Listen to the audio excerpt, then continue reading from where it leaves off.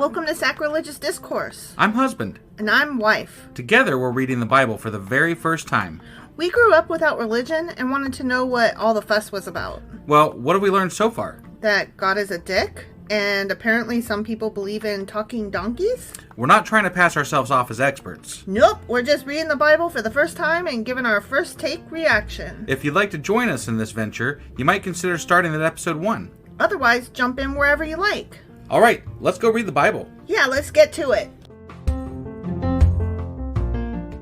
Husband, Wife! do you remember what happened last week and where the hell we are today? Well, the last time we did an episode, we were in Ezekiel chapter 15. Sure as fuck were. And in that episode, God was talking about vines. And their worthlessness. Yeah, it was kind of, I don't know. I wasn't real happy with, I like vines. Vines are fun. Fucking vines. Yeah, I was thinking about it afterwards. There are some good applications for vines. You could use them to weave, baskets or there's things you could do with them. But God was apparently, according to Ezekiel, comparing vines to, the ability for them to not have any purpose. Yeah. Sorry, I don't know. I lost my thread of what I was saying there. They don't make fire good. Yeah, they don't. Well, no, they said they burn just fine, but you can't. They can't make pegs out of them. You can't use them to build buildings and stuff like that. So they're worthless. But then God's going to destroy the people just like the vines, and their worthlessness, and they're going to make them even more worthless. And I thought that was a really shitty way to because I like talk ashes. about your people that you like and stuff. So ashes are awesome. Sure. Yeah. So anyway, that was Ezekiel chapter 15. It was. Which means that today we're getting into Ezekiel chapter 16. All right, let's do this. Okie dokie.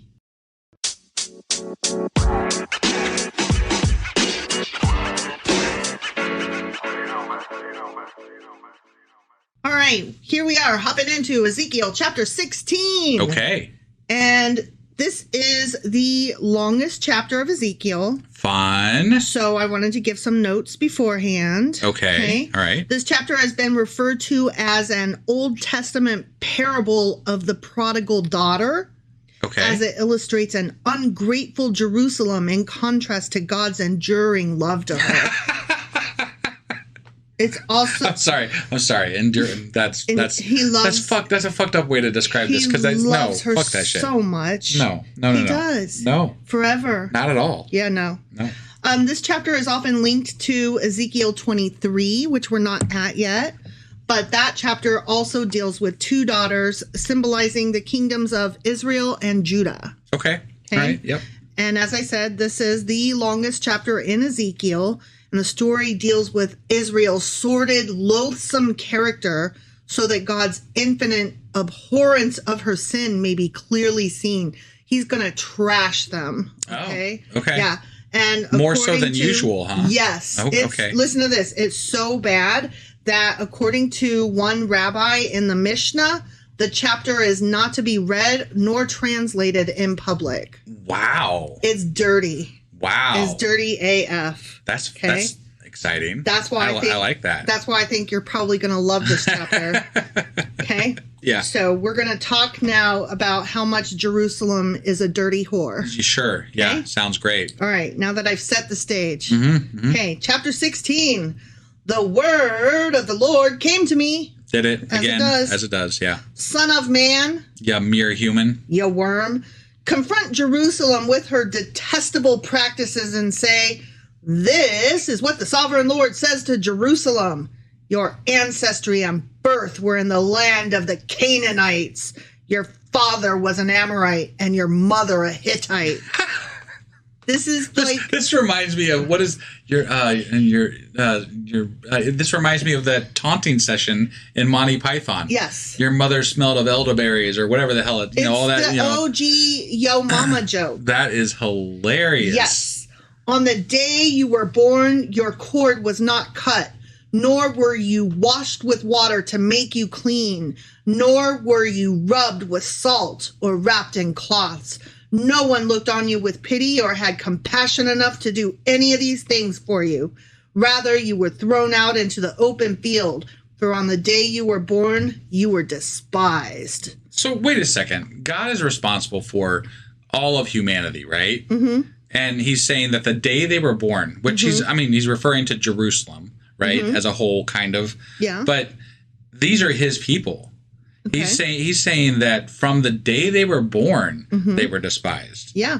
Like he has complete contempt for this group of people. Yeah. Even though they are his chosen people. Right. That's just crazy. Yeah, basically what he's saying is that this ancient nation began life as a hated people of mixed blood and mixed culture, and it was like an unwanted baby girl thrown out at birth and left to die. Jesus. Well, that's but we've talked about this before too, like the whole story of Moses and everything. That probably never happened. Right. Like they were actually probably just descendants of Canaanites and Amorites and the whole 9 yards, and right? Hittites and this is kind of touching on that, actually. Yeah. Like, yes, that is what they are. They are descendants of Canaanites and Amorites and the whole 9 yards. Yeah. So, like... He's like, you nasty fucks. But who cares? Right? Right? Like, I mean, if you want them to be better, teach them to be better. If you're a fucking god, do fucking god shit. You know? Like, be a god. So he carries on. He says... Then I passed by and saw you kicking about in your blood. And as you lay there in your blood, I said to you, live. I made you grow like a plant of the field. You grew and developed and entered puberty. Your breasts had formed and your hair had grown, yet you were stark naked. Okay. Later I passed by, and when I looked at, so he admits that he left her. Yeah, right. You know, left a naked chick on her own. He wasn't there when they were born. Apparently he's not there later. Like he's not paying much fucking attention, apparently. He's just walking the earth doing his God thing of ignoring everything. Yeah. Later I passed by, and when I looked at you and I saw that you were old enough for love, I spread the corner of my garment over you and covered your naked body. I gave you my solemn oath and entered into a covenant with you, declares the sovereign Lord, and you became mine. I bathed you with water and washed the blood from you and put ointments on you. I clothed you with an embroidered dress and put sandals of fine leather on you. I dressed you in fine linen and covered you with costly garments. Okay. Like, to me, it's like, thank you. I'm not sure I asked for all that shit, but okay. Right. Fine, I mean, whatever. I guess he's saying that at some point he tried to take the reins and teach them, like, I'm giving you the tools to be better or something like that, right? I waited till you were an adult to step in and teach you. Yeah. But it to me smacks a lot of what the whole Jesus thing is. Like, I died for your sins. Like, dude, cool, I guess, but I didn't ask for all that. Right. Like, I'm just over here trying to live. Yeah. Like, no need to step in, please, unless it's, for good. Yeah. Do some good. Let's see you do good. Right. I adorned you with jewelry. I put bracelets on your arms and a necklace around your neck. And I put a ring on your nose, earrings on your ears, and a beautiful crown on your head. So you were adorned with gold and silver, material things. Yeah. Right. I decorated you and made you pretty in material things. Because you weren't perfect the way I made you. Right. According to God. Yeah. Right here. Yeah. Right. Yeah. Like, you were an ugly piece of shit. Yeah. And I had to make you pretty you just weren't good enough. So yeah. I had to make you better. I guess. I had to decorate you with fine pieces of material This isn't objects. saying much for God. Right. God is, supposed to be able to be this perfect being that can create perfect things. And so the things that he created were, by his own definition, not perfect. Right. Exactly. And he's having to, make them better, apparently. And we're supposed to feel grateful for that at some level, I guess. Thank you for putting jewelry on me so I'm not ugly anymore, I guess. Right? Yeah. Like, I didn't feel ugly till you told me I was. Yeah. Your clothes were of fine linen and costly fabric and embroidered cloth. Your food was honey, olive oil, and the finest flour. You became very beautiful and rose to be a queen. I became very beautiful after you decorated me. Yeah. Yes, right. Thank you for that. Yeah. And your fame spread among the nations on account of your beauty, because the splendor I had given you made your beauty perfect, declares the sovereign Lord. Yeah, okay. You were ugly, but then I came along and put a crown on your head. I made you pretty. Fuck you, you arrogant fuck. But you trusted in your beauty and used your fame to become a prostitute. Oh. You lavished your favors on anyone who passed by, and your beauty became his. I mean, this is him talking about them worshiping other idols and other gods and yada, yada, yada. Yep. But again, I'm going to go back to the things that we've constantly talked about, and that's that there is no point at which he sends a reliable witness to himself, right? He refuses to speak up on his own behalf. Right. He refuses to teach anyone how to operate himself. He instead sends unreliable people to teach these things for him and hope that other people take these messages in and accept them. Moreover, on a very esoteric level, he's slut shaming. Yeah. And I'm like, sorry, I can worship who I want. That's free will. I can fuck whom I please. That's free will. Yeah, and yeah, if you aren't as powerful and as great as you say you are, then there's no reason for us to worship you in the first place. If you are that great, then we would know to worship you, I would think. And if I want to fuck other people, I can fuck other people. Definitely. You're not the boss no matter of how me. fucking great you are. Yeah. You took some of your garments to make gaudy high places where you carried on your prostitution. You went to him and he possessed your beauty. Let me rephrase that for you, God. I fucked and nobody possessed me. Right. Because I'm a free agent and I can do what I want and nobody owns me. Right. I'm no one's possession. Yeah. You also took the fine jewelry I gave you, which apparently came with strings attached because you're going to complain, I see, after this comma about what I did with them. Yeah. Like, I'm sorry, did you give them or did you loan them? Right. The jewelry made of my gold and silver. Why does God have gold and silver? I don't know. Why does God need gold and silver? I really don't. I don't know. I feel annoying. like he's complained about having gold and silver as things in the past. So maybe I'm wrong, but I'm sure we could find a place where he wanted people to get rid of their gold and silver because it's supposed to be just about him. So it's funny that they are things that he is pushing out there as adornments that are good for his people. Right. Which is kind of funny. Right. You made for yourself male idols and engaged in prostitution with them. Okay. It almost sounds like he's talking about using the gold and silver to make sex toys. Look, sometimes women just need batteries. That's all I'm saying. There you go. Yeah, right. And you took your embroidered clothes to put on them, and you offered my oil and incense before them. Why is everything yours? Yeah, I don't know. Selfish. Right? Also, the food I provided for you, the flour, olive oil, and honey I gave you to eat, you offered as fragrant incense before them. But again, you didn't really make it clear what you were and who you were to these people, and they were just worshiping whoever felt like was going to help them out. So, well, not only that, but I think it's really silly to say that you gave them the shit that grew in the land. Right. Like, it grew in the land is why they went there. Yeah, you know what I mean? Moreover, they were probably responsible for making those things themselves grow more abundantly, too. So, right. I mean, I feel like that would be kind of a cut on their ability to help themselves, This is what happened, declares the sovereign Lord. And I took your sons and daughters whom you bore to me and sacrificed them as food to the idols. Was your prostitution not enough? You slaughtered my children and sacrificed them to the idols. And I mean, don't do child sacrifice. Right. No, yeah. That's that's the one thing that we have agreed on that was horrible. But it wasn't horrible because it was another religion.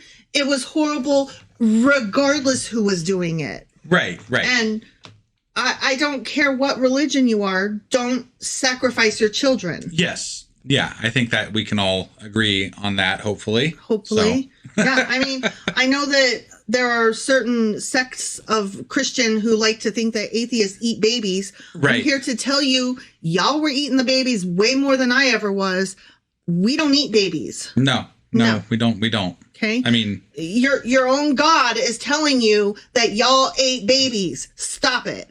Right. Yeah. I never did any of that. So Okay, I win.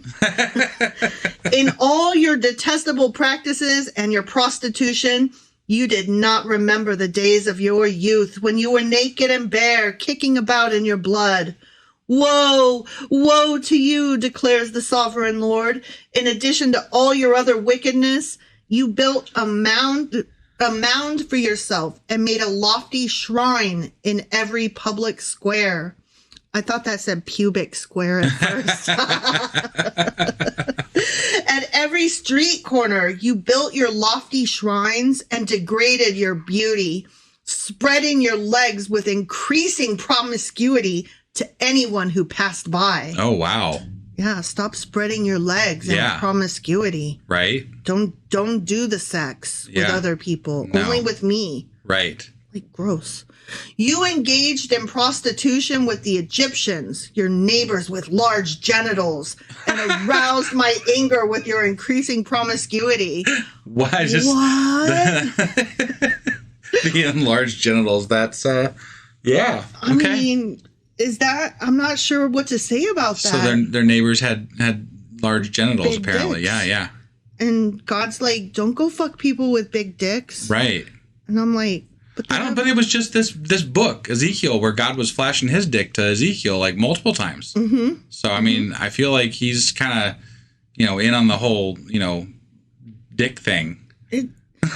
Nothing gives like little dick energy, like talking about how other people have big dicks. Yeah, maybe God's insecure. Right? That must be what it is. I mean, he's specifically calling out Egyptians as having large genitals. Right. That's weird. Yeah. I'm sorry. That's in the Bible, and that's weird. It feels similar to people today, like other cultures, they'll say that they have big dicks. Sometimes, right. And it feels like it's somehow a cut on those other cultures. They somehow mean it as an insult at the same time that it's recognizing an actually positive trait, question mark. Right. But I'm like... But it's somehow meant as an insult. In some degree. To some degree. It's supposed to mean, like, if you guys are known for having big dicks, then you're probably closer to animals than humans, I think is what it's supposed to be. Right. And or the sexual promiscuousness of that, right, something along those lines is what it's boiling down to, I think. And I'm like, no. Right. They're the same as us.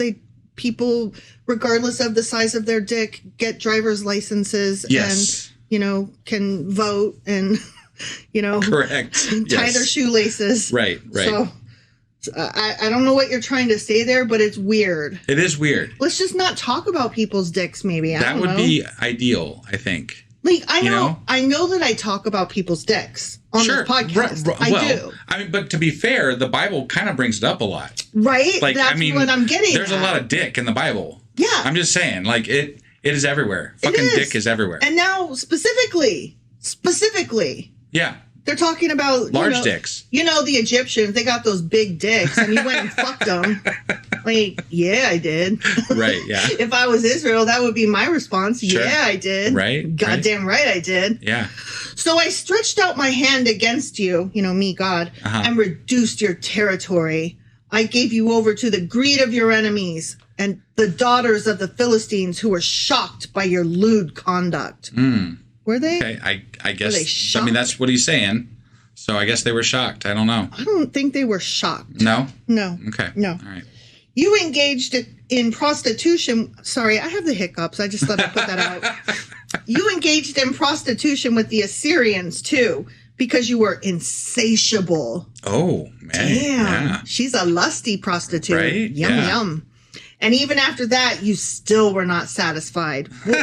Literally, you just called her insatiable. Yeah. Why would she be satisfied if she was insatiable? Right. I mean, and again, I'm just going to point this back out, but God created these people. Mm-hmm. These are God's people. Yeah. And he is angry at them for being who they are, apparently. Right? So he's I hate it when my kids are lusty whores. Ugh. Well, and that's part of what makes me so angry is that he is railing against, quote unquote, his own people, right? These are his chosen people, and he goes and yells at them all the time for being the people that they are. Right. And he doesn't do anything except for send really, really shitty messengers to tell them otherwise, according to the Bible, you know, and they're supposed to change based on what these idiots are telling them, even though there's a lot of other idiots telling them different things. Right. Like it makes no fucking sense. No. And anyway, you don't tell somebody that you love them by telling them how much you hate them. Right. Gross. Yeah. Then you increased your promiscuity to include Babylonia, a land of merchants. But even with this, you were not satisfied. Israel was quite the lusty whore. I guess. Well, you know, part of the reason that they ended up in Babylon and Assyria is, and Egypt for that matter, in large part, was because God drove them away. Right. According to God, according to the Bible, according to the canon, like that's why they ended up there. And a lot of the practices that are now part of Christianity came from those other cultures because, according to the Bible, God drove them there. Right. It's crazy. I mean, the whole thing's nuts. Like, we believe things like not you and I, but Christians and Judaism believes things that are part of other cultures because, and again, according to the Bible, God drove them there and made them part of those cultures. Yeah. It's just it's nuts. All backwards. It's so backwards. Right? I am filled with fury against you, declares the sovereign Lord, when you do all these things, acting like a brazen prostitute. I mean, I say better a brazen prostitute than a sneaky one. Right, yeah, for sure. When you built your mounds at every street corner and made your lofty shrines in every public square, you were unlike a prostitute because you scorned payment. So even as a prostitute, you weren't a prostitute because you fucked for free. Yeah, like that. That's even nastier. So you can't really call them a prostitute. But that's even worse, he's saying. You didn't, not only were you a prostitute, but you weren't a prostitute because you wouldn't even take payment. You were fucking everybody for free, you nasty hoe. That's what he's saying. I mean, this is just, this is like slut shaming. Yeah. This is horrible. You adulterous wife. You prefer strangers to your own husband. So again, we're talking about God here, right? So we're talking about someone who has not proven that they exist to any of these people. Yeah. And so it's hard to cheat on a quote unquote husband that is not present. I'm sorry. Basically, it's like Israel married a truck driver who didn't just go on the road for like a year, but left for literal centuries. Yeah. And so then came home and was like, what's going on? You didn't wait? And they're like, I thought you were dead, asshole. Right. You didn't send a postcard. You didn't call. Nothing. Yeah. You were gone. Yeah. The fuck? Right. Yeah, I fucked. I was looking for some other, dude. I mean, technically, with the amount of time that God is gone, you could, I think, legally have him pronounced dead. Right. In any society that actually has some form of, sounds reasonable law based on how long you wait on somebody. It sounds like that's what Israel did. They declared him dead because he was missing. As well they should have. Right? Yeah. So they were no longer married to you and were free to fuck. Exactly. Whomever they so pleased. That's how I see it. And you coming home and ranting and raving and calling them names doesn't really make your case look good. No, it does not. All prostitutes receive gifts, but you give gifts to all your lovers, bribing them to come to you from everywhere for your illicit favors. I just see them as generous. I mean, you're making it to where it's like, how dare you fuck? How dare you not charge for fucking? How dare you fuck and give gifts? Right. Yeah. Like, what? I can make butter for somebody and I can fuck them. Yeah, sure. Right. Get away. Yeah. So in your prostitution, you are the opposite of others. No one runs after you for your favors. You are the very opposite, for you give payment and none is given to you. Okay. So I'm like, please fuck me, please. So you mean, wait, so I'm the man hiring a prostitute is what I'm hearing? So it's okay for men to hire prostitutes, but not for women to hire prostitutes. That tracks with a lot of the things in the Bible. Because that's what I'm hearing. Right, yeah. She was like, I need sex. Somebody come fuck me. Right. Right? Yeah. And paying for sex. Yeah, yeah. So that would make the other countries the prostitutes, and that would make Israel the customer. Right. Yeah. Right? That sounds about right. Yeah. So, I mean, I guess. Sure.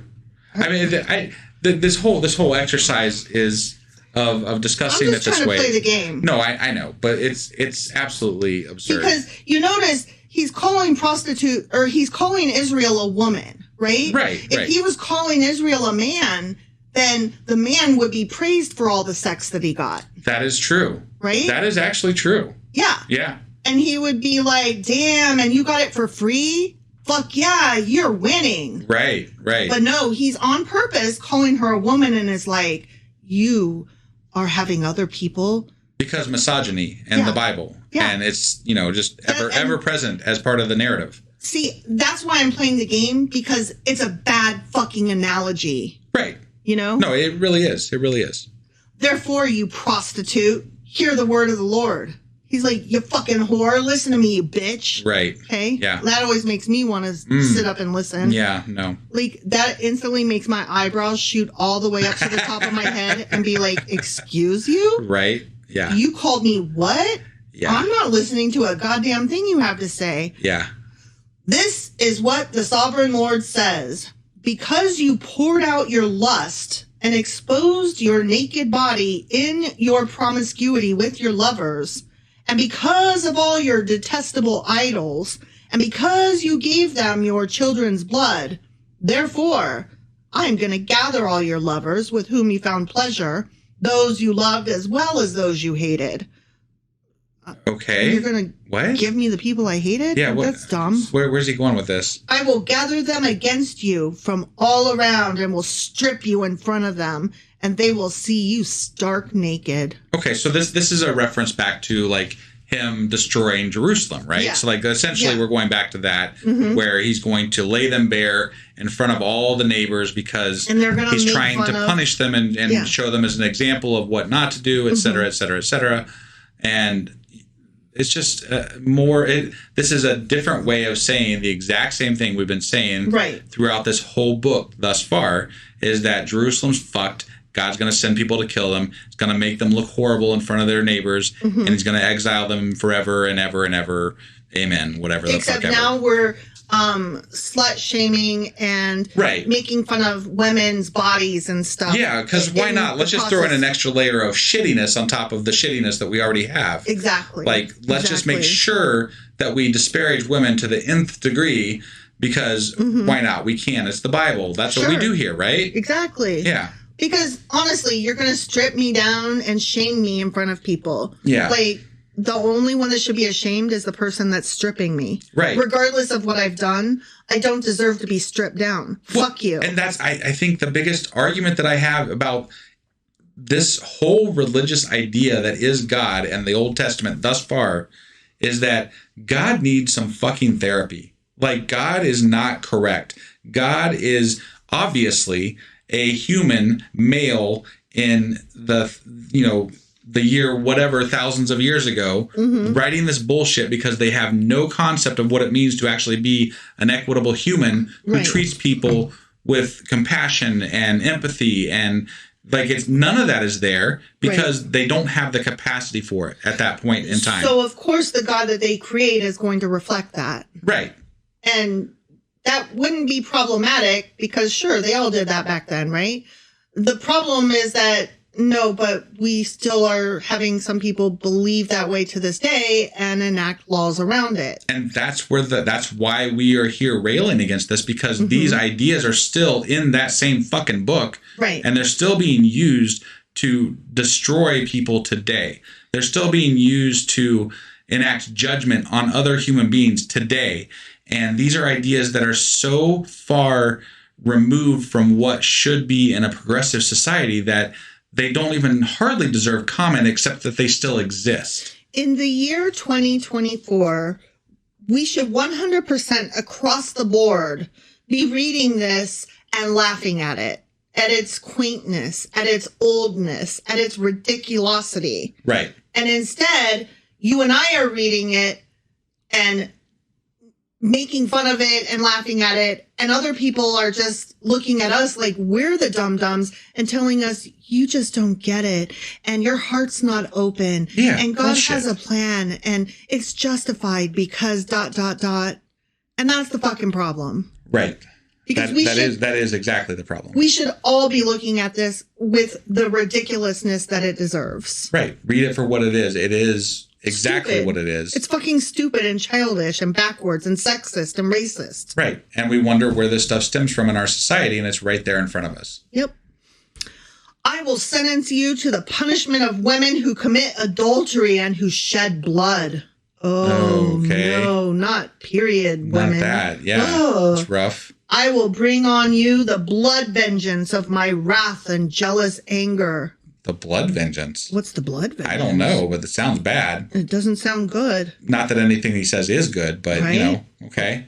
Blood vengeance. You're going to draw blood, or are we talking about, like... I don't know. It sounds like some sort of magical rite or something, I don't know, because when he said shed blood, I instantly was thinking menstruation, but then he was like, blood vengeance, and I'm like, hold on, are we talking about period cycles, or are we talking about like war with swords? Well, there's a lot of symbolism in this chapter, so I'm sure there's a little bit more to it than that, but All right. I will bring on you the blood vengeance of my wrath and jealous anger. Then I will deliver you into the hands of your lovers, and they will tear down your mounds and destroy your lofty shrines.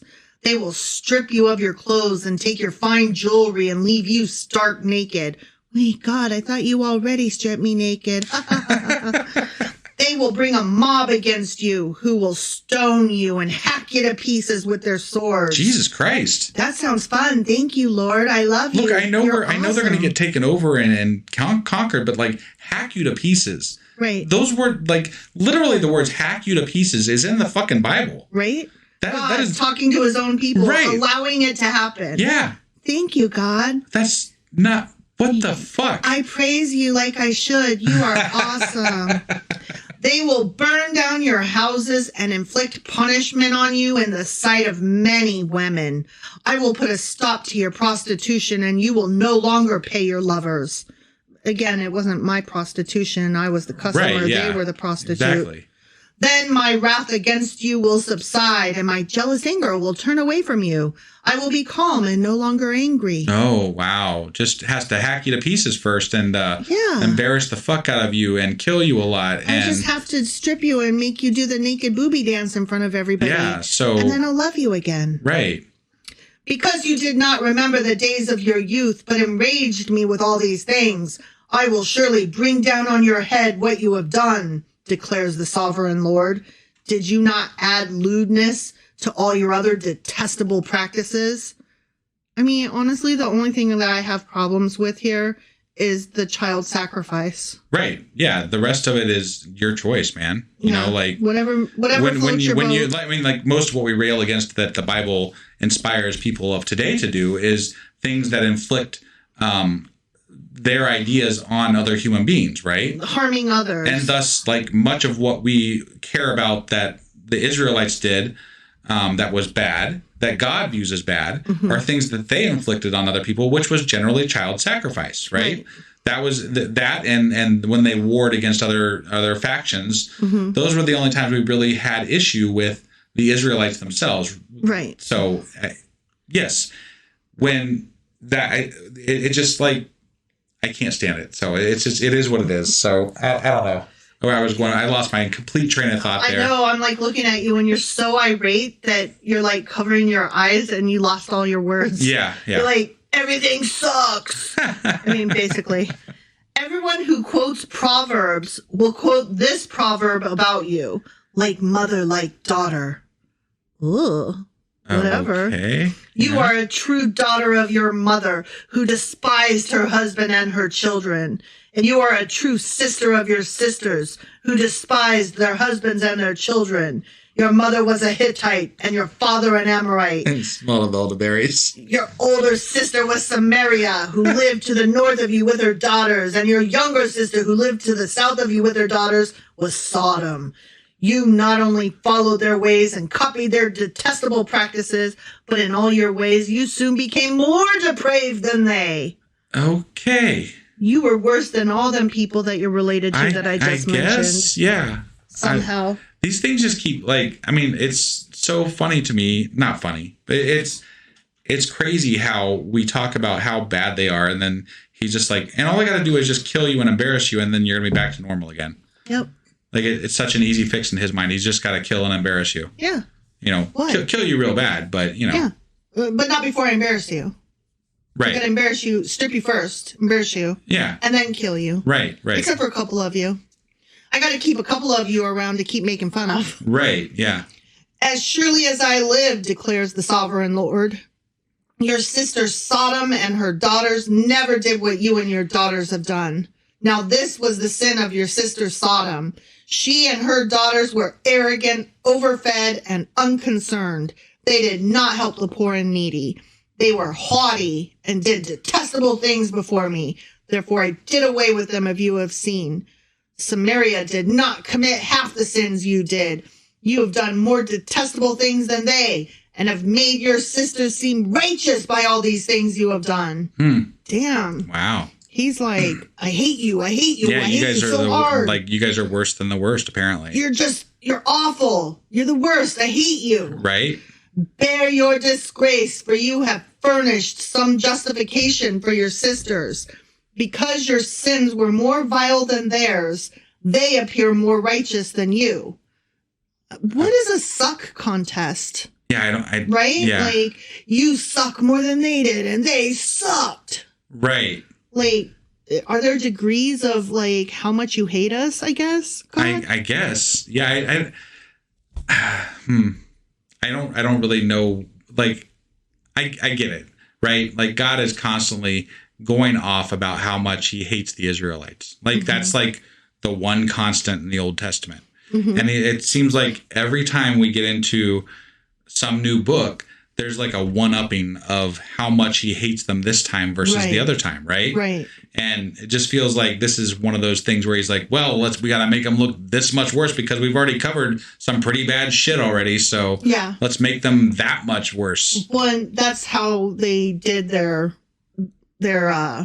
communicating, their comparisons back then. They literally did.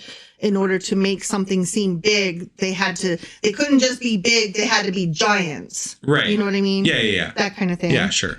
So then be ashamed and bear your disgrace, for you have made your sisters appear righteous. However, I will restore the fortunes of Sodom and her daughters, and of Samaria and her daughters, and your fortunes along with them, so that you may bear your disgrace and be ashamed of all you have done in giving them comfort. Whee!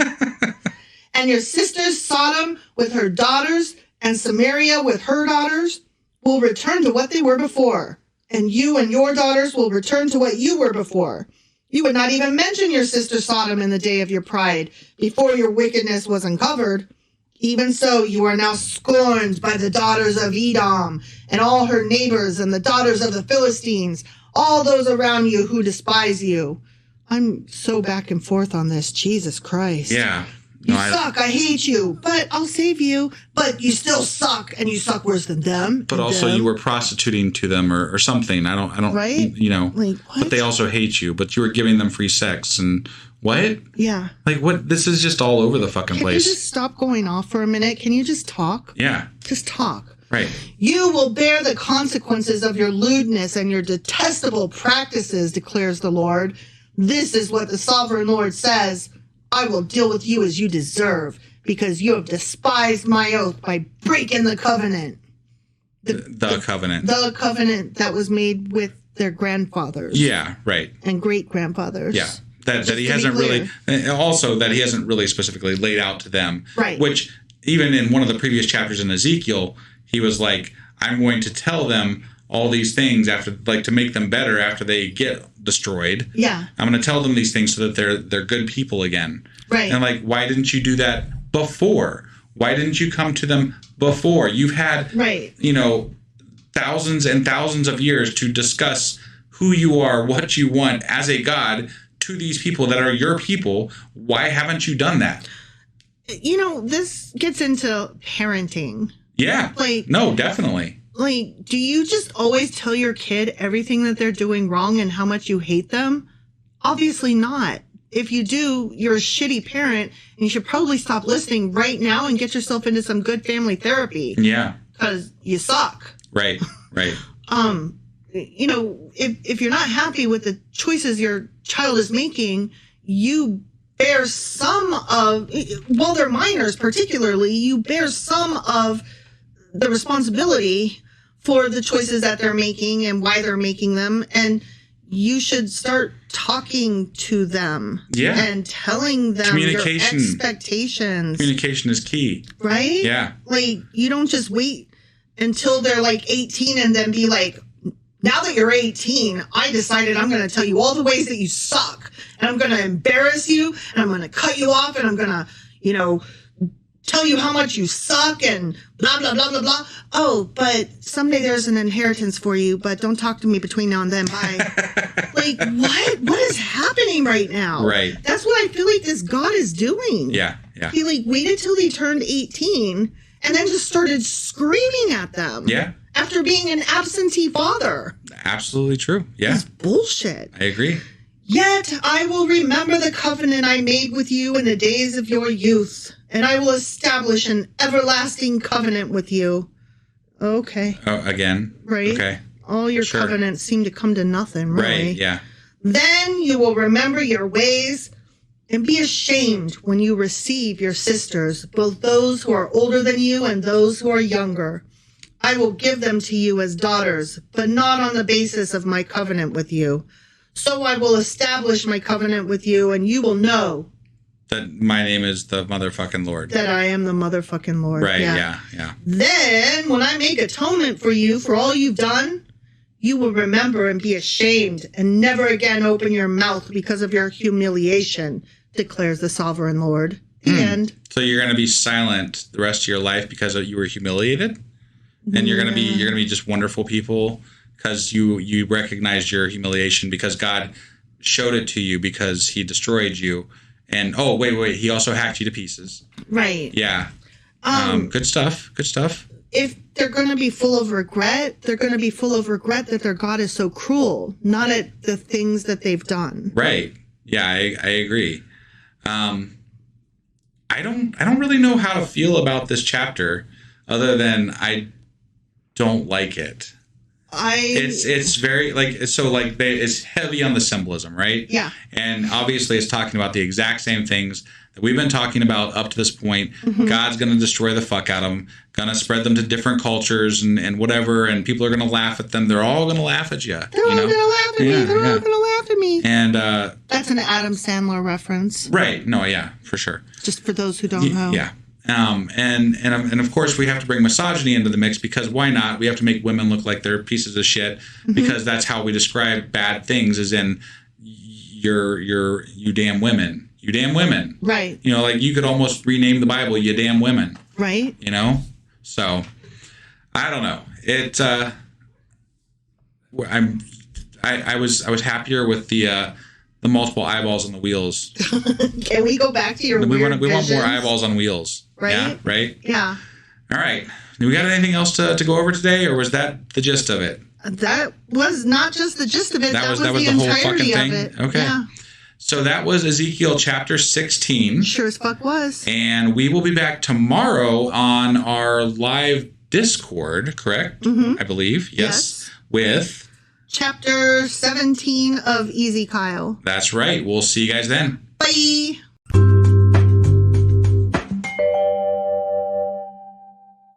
Husband. Wife. Do you remember what happened yesterday and where the hell we are today? Well, yesterday we read Ezekiel chapter 16. Sure as fuck did. And in that chapter, I believe God was going off about how Israel is a prostitute and a whore, and there is cheating on them, and like damn them, and they suck. But really, it turns out that she's not the prostitute; she's paying prostitutes for sex. Right, yeah. Which actually makes her a customer. Yeah. Which would be fine if she was a man, but she's a woman, so that makes her a fucking lusty whore. Obviously, in the Bible, it is correct to be misogynistic. Mm-hmm. So if you're gonna believe the Bible, you have to believe in misogyny, apparently. Yes. At least that's the way it seems thus far. Yes. So correct. Whatever. Yeah. And there might have been some redemption maybe at the end or something for them. There's almost always redemption. Yeah, I think that you can almost say that without having to. You can just guess that, and that's going to be correct. Generally. Most of the time. Generally. I mean, most of the time he's like, I fucking hate you. You guys suck. And then at the very last 2 verses, he's like, but I'll save a couple of you. Bye. Yeah. So that was Ezekiel chapter 16. And before we get into the new episode today, I do have a quick announcement that I would like to make with regard to a shout out. It's not exactly a new patron, but it is someone who has upped their patronage. What? Yeah. So Jessica R. Upped their patronage by $5. And Jessica, thank you. I really want to say a big thank you because we are in a big push right now to try to get our level up to a higher level that's going to help us do some things that we want to get done with our podcast. And there's been a lot of response to it, and we definitely need a lot more, but some of it has been from our current patrons, and we really absolutely appreciate that so much. You're the bee's knees, Jessica R. Thank you so much. Yeah, thank you so much. That being said, we just got done reading Ezekiel chapter 16, which means that today we're getting into Ezekiel chapter 17. All right, let's do this. Okie dokie.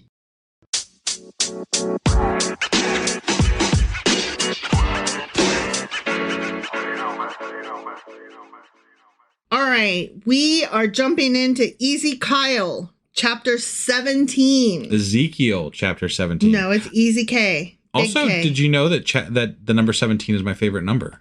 I did know that. You know why? Because you're married to me. And we've been married for about that length of time. Yes. And in fact, it's debatable whether it's 17 or 18 years. Right. Yeah. Yeah. So it's one of those two. We on purpose don't know. Kind of. Just for the record. Anybody who's questioning that out there, because generally people know when they got married, but no, we got married twice, 2 years in a row. No. That sounds gross. Here, what really? Why does it sound gross? Because it sounds like those people that like get married and then get divorced, but then they realize that they love each other, so then they go get remarried back. Like that. No, we got married a year before our ceremony, so that he could add me and the kids to his insurance. Yeah, and then. So a year after the legal thing, we actually held the ceremony with the dress and the... Same weekend and all that. Yeah. Yeah, Memorial Day weekend. Right. So literally we just had our anniversary. And we can never remember which exact day it is. So we're just like, it's Memorial Day weekend, whatever. And it's 17 or 18 and years that works now. for us and we like it. It's funner, actually. Because we get a whole fucking weekend. And a story to tell about it. And we get to discuss every single year how many years we've been married, and it's one of the two. And we never know. We never know. And then people are like, the fuck? And we're like, it's fun for us. And if we like one of the numbers better, we're just like, well, yeah, let's go with that one this year. Yeah. So, yeah. It sounds fun. good. It's fun. That's love, when you don't give a fuck. That's right. Yeah. I love you, babe. Love you. Okay.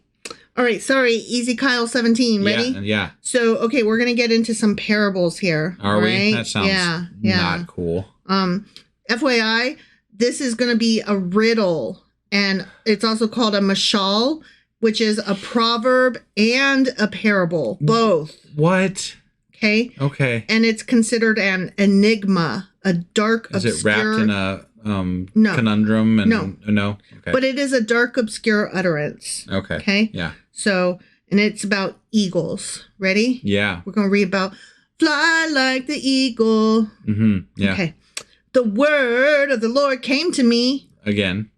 Son of man. Yeah, mere worm. Yeah, no, you mere human. Ya worm. Yeah. Sorry. Ya son of a bitch. Set forth an allegory and tell it to the Israelites as a parable. Which one do you want?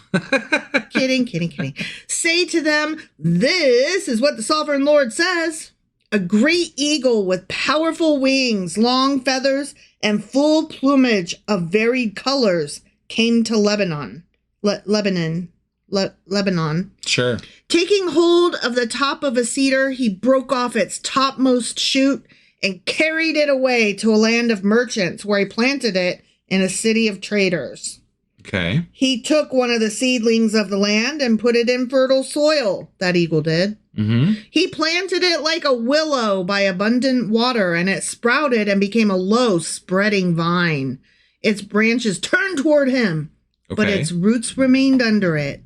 So it became a vine and produced branches and put out leafy boughs. Yeah. Okay. I'm going to stop myself really quick and let you know that... It's a symbolism for Israel and how they came to their land and then put roots down and grew the vines. I'm not there yet, but yes. Okay. I just wanted to let you know that the great eagle refers to Nebuchadnezzar, the king of Babylon. Oh. Okay. Okay. So I was thinking more like God because it's planting the seeds and the whole bit. Not in this one. Sorry. Oh, okay. All right. Fair enough. According to I notes, guess whatever. The king of Babylon is I guess the eagle can be Nebuchadnezzar if they want it to be. He's fly high like an eagle. Who am I to judge who the eagle is? But there was another great eagle with powerful wings and full plumage. The vine now sent out its roots toward him from the plot where it was planted and stretched out its branches to him for water.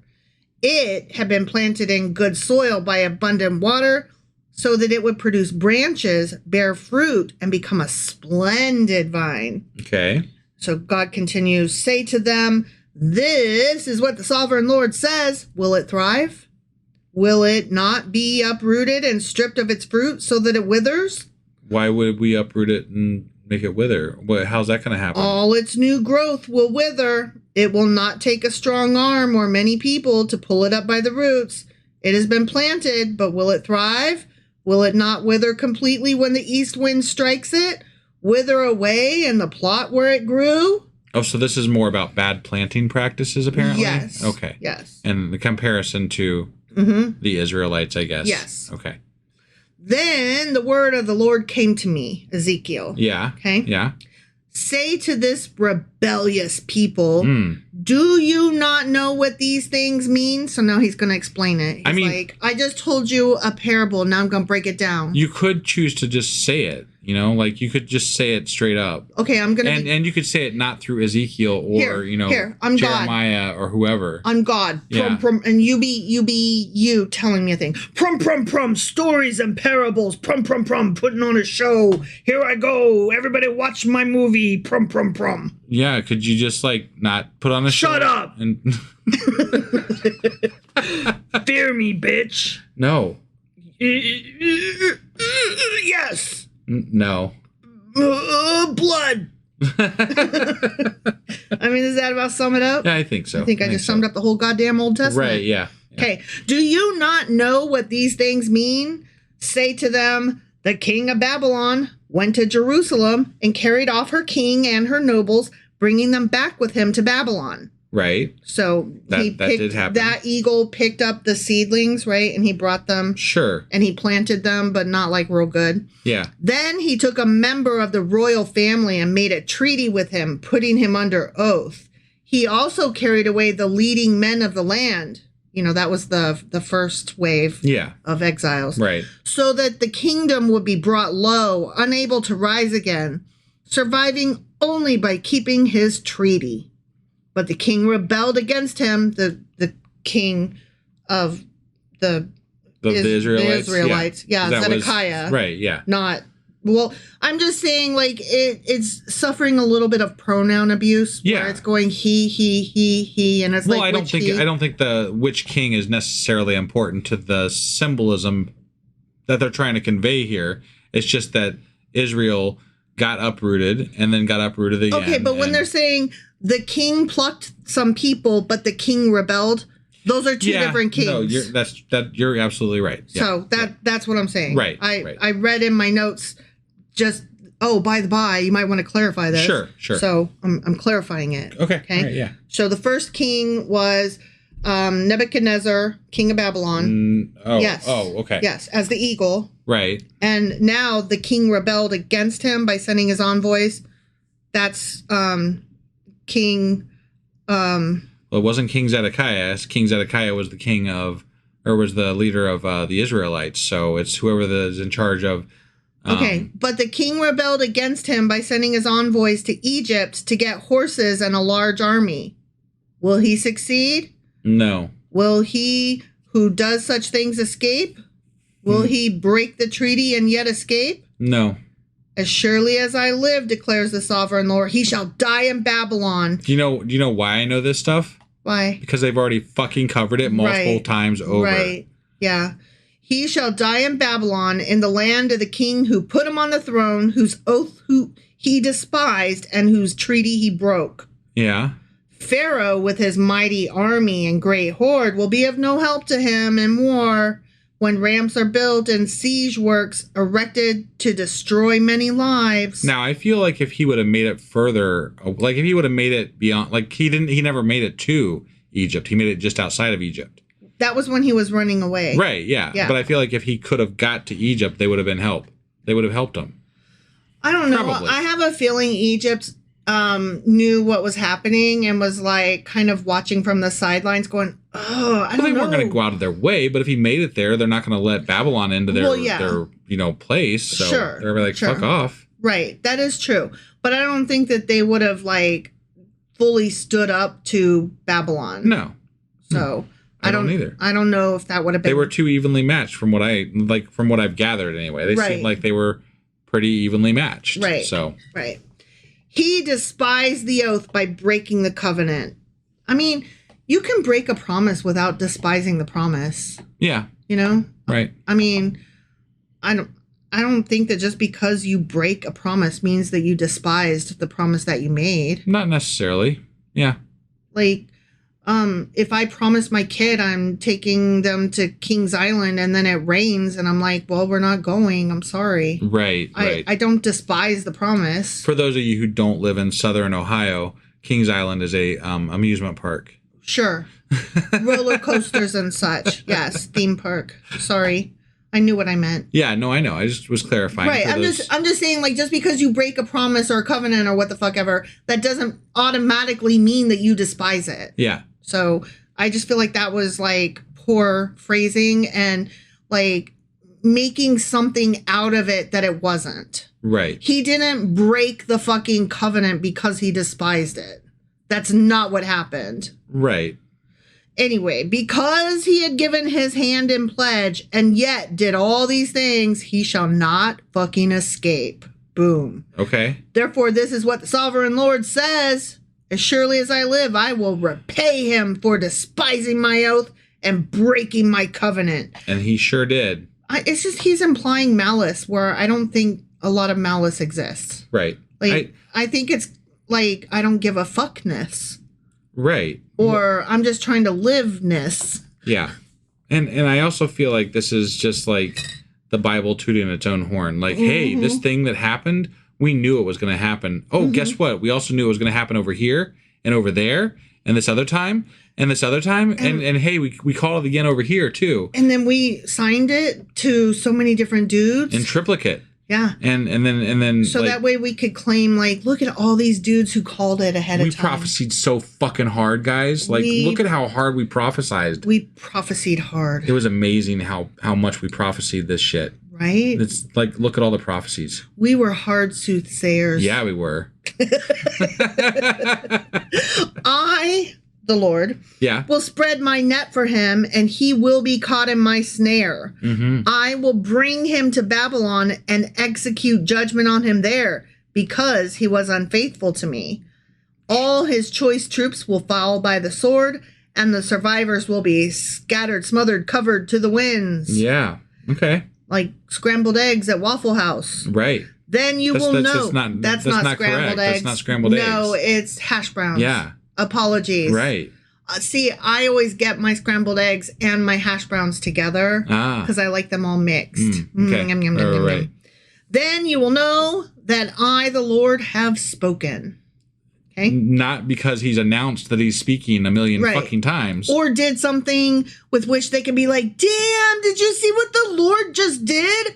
Holy moly, what? We can't even do that because he speaks through his fucking prophets. Right. So like it's never the Lord speaking. Right. But we're supposed to know because he prophesies real hard that the Lord spoke. Ezekiel says it a lot, so we believe him. Yeah. Because when you repeat yourself, that makes you trustworthy. But I'm like, as far as I know, Ezekiel never even saw this shit happen. He just would have heard about it from afar. So like it was never like, how would you know that it was correct even? I guess no, they did bring the king to Babylon. So he would have seen that happen, I guess, maybe, or at least been near it. He might have seen it, but Zedekiah didn't. Oh, sick bird. This is what the sovereign Lord says. I myself will take a shoot from the very top of a cedar and plant it. I will break off a tender sprig from its topmost shoots and plant it on a high and lofty mountain. On the mountain heights of Israel, I will plant it. I'll plant it and I'm going to plant it in one of the high spaces? Mm-hmm. Why? Because high spaces are fine when it's Yahweh. Okay. Or El, right. Or whatever the fuck we're calling I just feel like him, them today. We spend a lot of time railing against high places, that's all. Yeah, but... So I feel like this is not correct. So basically what he's saying is, oh no, the high places are fine, but only when you fear the Lord, which is me. This Lord. Right. I. Yeah. Alpha Omega guy. Yeah. Sky Daddy. Yeah. Yeah. Okay. On the mountain heights of Israel, I will plant it. It will produce branches and bear fruit and become a splendid cedar. Birds of every kind will nest in it. They will find shelter in the shade of its branches. God plants the best vines. Tweet. They're so grounded and rooted that it's unbelievable how well he plants those vines. Nice tree. All the trees of the forest will know that I, the Lord, bring down the tall tree and make the low tree grow tall. I do good treeing. I'm the best treer. Look at that tree being a good tree. I'm going to kill it. Yeah. And I'm going to let that other tree grow because I like killing things. I like killing things. I'm the Lord with my tinker toys. Yeah. Yeah. I dry up the green tree and make the dry tree flourish. I, the Lord, have spoken and I will do it. The end. He sounds like Trump. I'm awesome. I have all the big trees. Believe me, I'm going to do it. It's going to be done. And it's going to be the biggest tree you ever saw. You thought you saw a high mountain? I had millions of people on the promenade. I knew all these things happened a million times over, and I knew them before they knew them because I knew them so much. I knew them. No one has been prosecuted worse than me in all of history. Yeah, I'm the best and the worst. I'm the most and the least. It's so we've heard. Whatever. Finish a thought. For I can't. There's too many thoughts rolling around in my fucking head. God's a dick. God is not real, and he is. They're saying that God knew all these things so many times that you can't possibly fucking believe it at this point. Right. Like not that you could in the first place. What is it? You say doth protest too much, right? Yes. Like I mean, methinks. Yeah. It's there's too many. It's mentionitis, and they're mentioning these things so often that it's like, yeah, we get it. You fucking knew, I guess, but I don't really believe you because you're just making such a fucking big deal about it. I have to say something. What? You used the word mentionitis, and that's like a word that I made up. Yeah. For when somebody keeps referring to something over and over and over again. You made that up? Like no one else ever made the word mentionitis up? No. Really? That's a meism. I didn't realize that. Yeah. And so just now when you said it, like it made my heart skip a beat. And I love you. Because you've adopted my language to the point that you didn't even know that it came from me. Right. No, I say mentionitis. Yeah. Yeah, it's like when you got a crush on somebody and you keep mentioning their name fucking over and over and over and over and over again. Right, yeah. Yeah, that. Okay. Yeah, it's mentionitis. I feel like... Okay. No, it's me. Okay, I promise. It's you. All right, okay. If you think that you've heard it elsewhere, I would like to know that source. Well, I don't have a source. I can't prove it, so I'm going to let you have this one. Okay. So... I mean, there you go. You get mentionitis. I get mentionitis. I have mentionitis. Right. I mean, it's better than other things you can get. So, It's better than talking about fucking trees that you planted and uprooted. For sure. All right. Well, that was Ezekiel chapter 17. Oh, wait. I forgot to tell you something really important. Yeah. I think it's verse 9. Let me double check my notes. Okay. Because it's actually kind of cool. Got it. Yeah. The entire Hebrew alphabet it appears in verse 9. Oh. Isn't that cool? Wow. Yeah. Yeah. Is there any particular reason they did that? Or just... I don't know. It's just they really like the alphabet again. And they're like, here, let's throw it in here. It's like somebody was like, oh my God, this sentence says that the quick brown fox jumped over the lazy dog. Right. That's a sentence that uses every letter in the English alphabet. I didn't know that. Oh, yeah, that's like a sentence that you employ if you're trying to see if a typewriter works real quick. Oh, okay. The quick brown fox jumped over the lazy dog. Okay. Because it utilizes every single letter in Gotcha. the English alphabet. That's awesome. Yeah. So it's like they came across that in the Bible and they were like, every letter, oh my God. Right. Verse 9. Yep. There it is. All right. That was Ezekiel chapter 17. Sure as fuck was. Which means that we will be back tomorrow with Ezekiel chapter 18. That is correct. Awesome. We'll see you guys then. Okay, bye.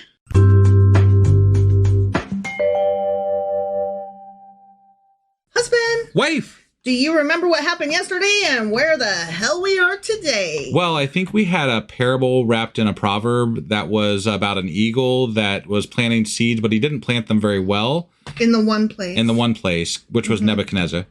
And Knezer, sorry. Ends with an R. Yeah, my bad.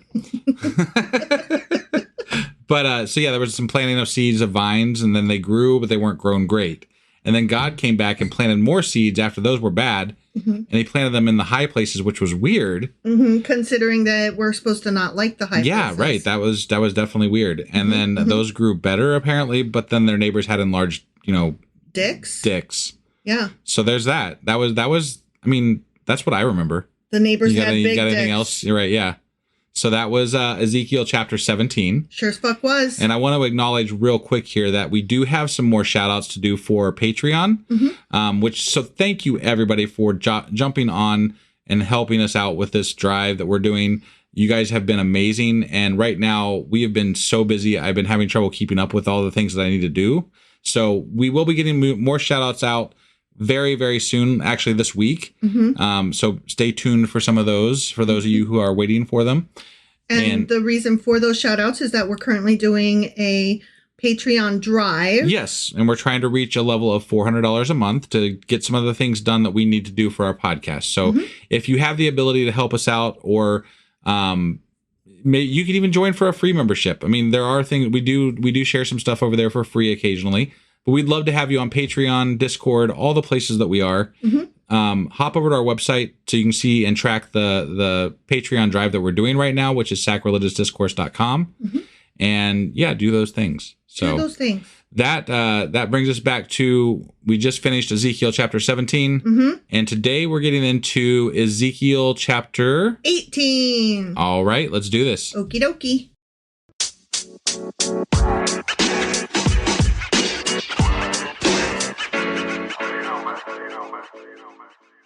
All right, we are picking up with Ezekiel chapter 18. That we are. Here we go. Ezekiel chapter 18. No, Ezekiel. I know. I'm aware that that's what we want it to be. Yeah. But I state it out loud so that people don't get confused as fuck when they join us for the first time ever.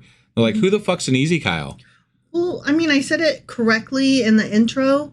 So hopefully they know that I'm just a Dumbo that likes to say whatever I like to say. But sometimes maybe people skip the intro. They're like, I don't really care about the intro. I want to hear the bit. Fair enough. The main port. Fair enough. Here's the bit. Yeah, the bit. When I say Ezekiel, it's because it's more fun than Ezekiel, and I need all the fun and joy I can bring to my life in all the little ways. I mean, that's fair. Yeah. Okay. So the word of the Lord came to me, as it does. Yeah. Yeah. Seems to. And me, I mean, according to the Bible, me being Ezekiel. Right. Okay. Yeah. What do you people mean by quoting this proverb about the land of Israel? The parents eat sour grapes and the children's teeth are set on edge. Okay. Okay. That's about the sins of the father visited on the child or whatever. Okay. Yeah. Okay. All right. As surely as I live, declares the sovereign Lord, you will no longer quote this proverb in Israel. That would be nice. I would like that. I mean, haven't we complained about how that's some unfair bullshit? Yeah. Yeah. For everyone belongs to me, the parent as well as the child. Both alike belong to me. See, I don't like the idea of bringing ownership into any relationship. I don't think you own anybody. I think that's a bad way to view a relationship between anybody.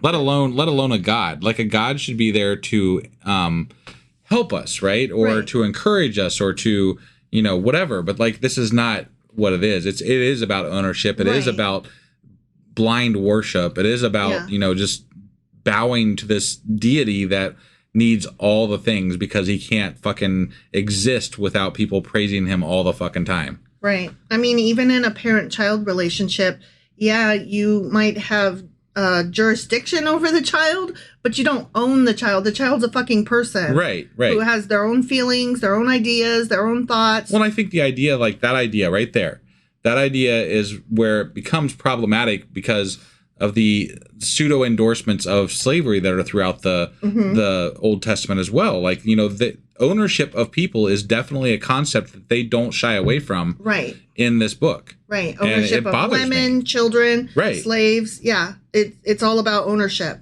Yeah. Ownership of land and resources. Right. The entire book is just men being greedy. It really is. Gross. Yeah. The one who sins is the one who will die. That's the Lord saying that. Unless you ask other parts of the Bible. And unless you didn't sin in his sight or something. Right. There's been plenty of stuff that,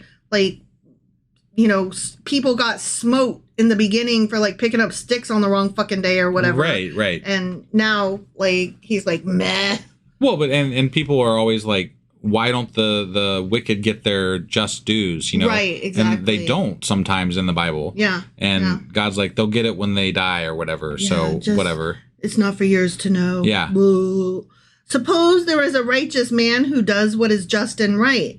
He does not eat at the mountain shrines or look to the idols of Israel. He does not defile his neighbor's wife. Well, that's good of him. I mean, yeah. Or have sexual relations with a woman during her period. That's personal.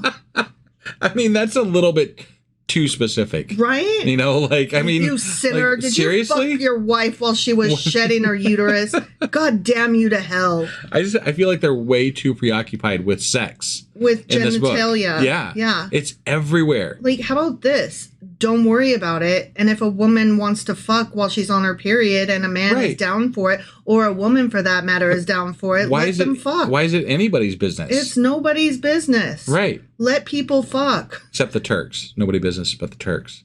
It is nobody's business but the Turks. That's what I hear. Right, yeah. Because Istanbul was... once Constantinople. Yeah.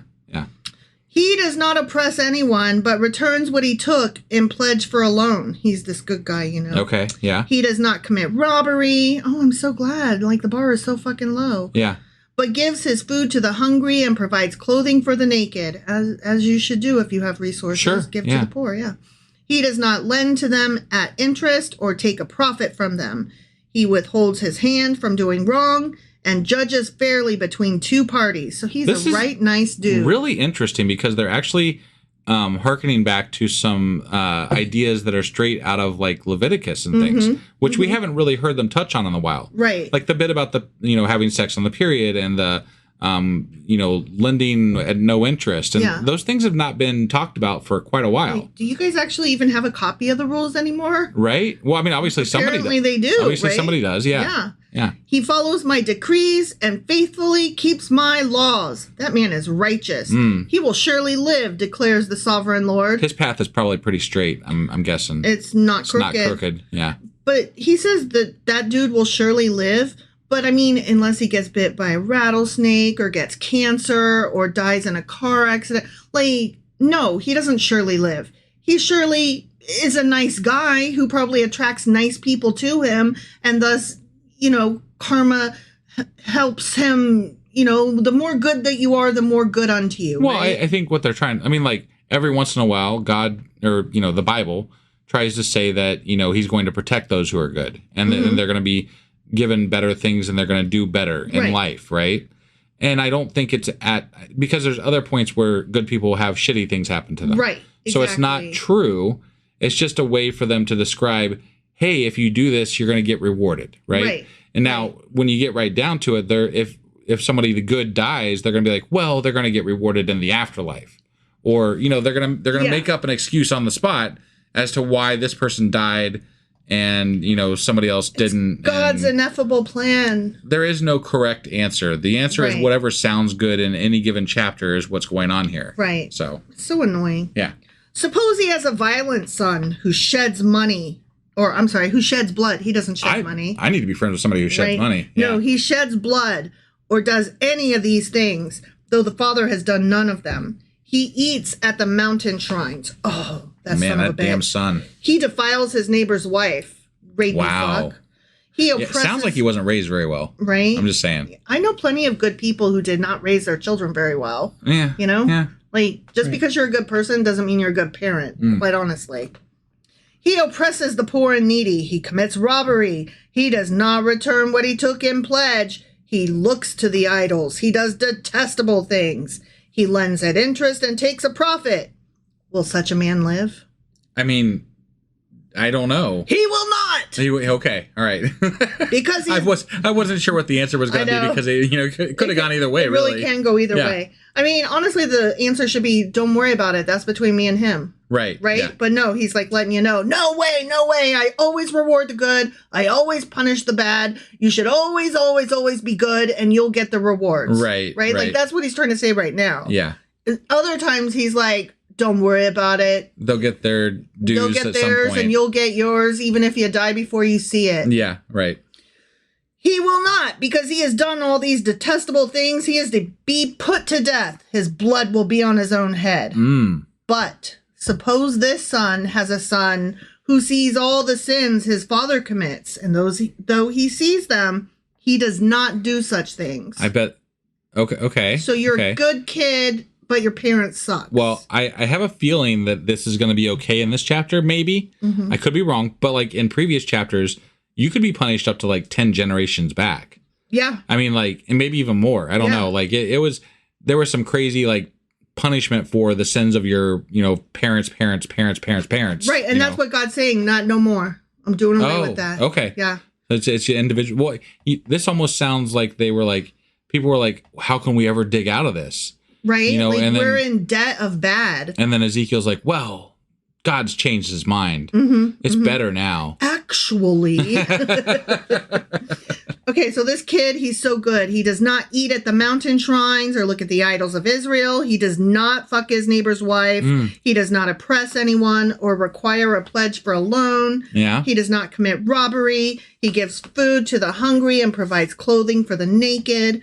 He withholds, we've already read all this. He's a good guy, right? He's good, yeah. He withholds his hand from mistreating the poor and takes no interest or profit from them. He keeps my laws and follows my decrees. He will not die for his father's sin. Okay. He will surely live. That's nice. I'm glad you're changing your mind, God. I gotta wonder when this changed, though. Like right? when Did you was write this? that down? Is that the new covenant? Right? Do we believe it this year but not next year? Like what is this? How long is this? Right. Yeah. Is this just for Ezekiel or does this go on in other books? Is this like one of those like tax what do they call it? Tax holidays or whatever where they like, you forgive something for a while Epiphany and then or whatever it's called? I don't know what that is. No, that's not the right word. Yeah, no. No, but it was like every 7 years they did a thing and then no, I was talking about like in like actual now where they give like tax holidays where you don't have to pay taxes on back taxes and stuff. Oh, that's right. Okay. So like this is like one of those tax holidays where they're like, you don't have to pay the penalties for your father's sins, but maybe next decade, maybe we might pick it up next decade again. We'll revisit this. Right, yeah. It's still on the books. We didn't erase it. We just erased it for this year. Right, yeah. But his father will die for his own sin because he practiced extortion, robbed his brother, and did what was wrong among his people.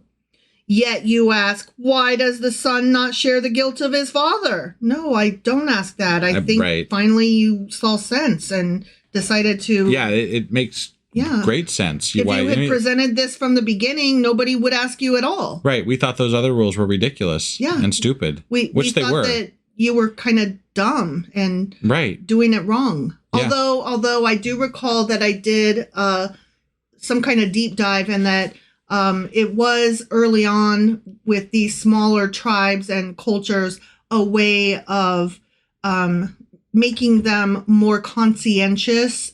It was like pulling them together. Yeah. And it helped them think about what they were doing before they did it, knowing that the people around them would be impacted.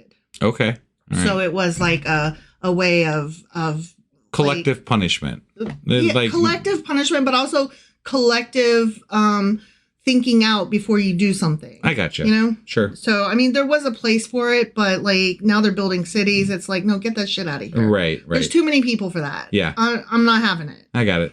Since the Son has done what is just and right and has been careful to keep all my decrees, he will surely live. Okay. The one who sins is the one who will die. Boom, dead. Yeah. You fucked on the wrong day, asshole. But I do think it's funny, though, that Ezekiel is just like rewriting the rules. Yeah. Like that's right here. Right here. You know. He's saying that God's telling him, but I'm not sure about it. No.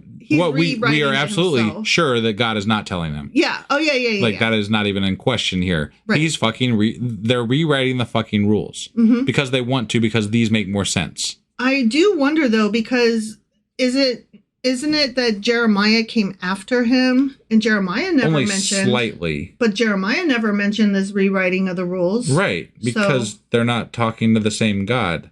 Right. They're not talking to any God. Yes. They're talking to themselves, and they're coming up, like, they might have shared some ideas between each other, and then they went back to their not respective cities, and yeah.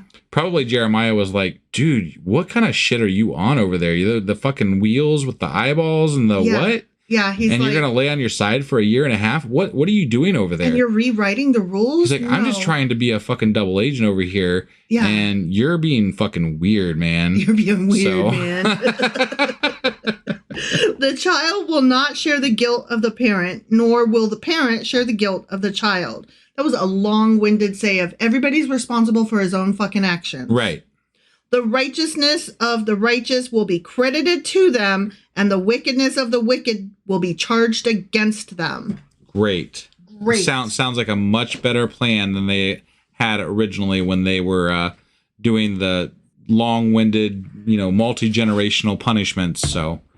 But if a wicked person turns away from all the sins they have committed and keeps all my decrees and does what is just and right, that person will surely live. They will not die.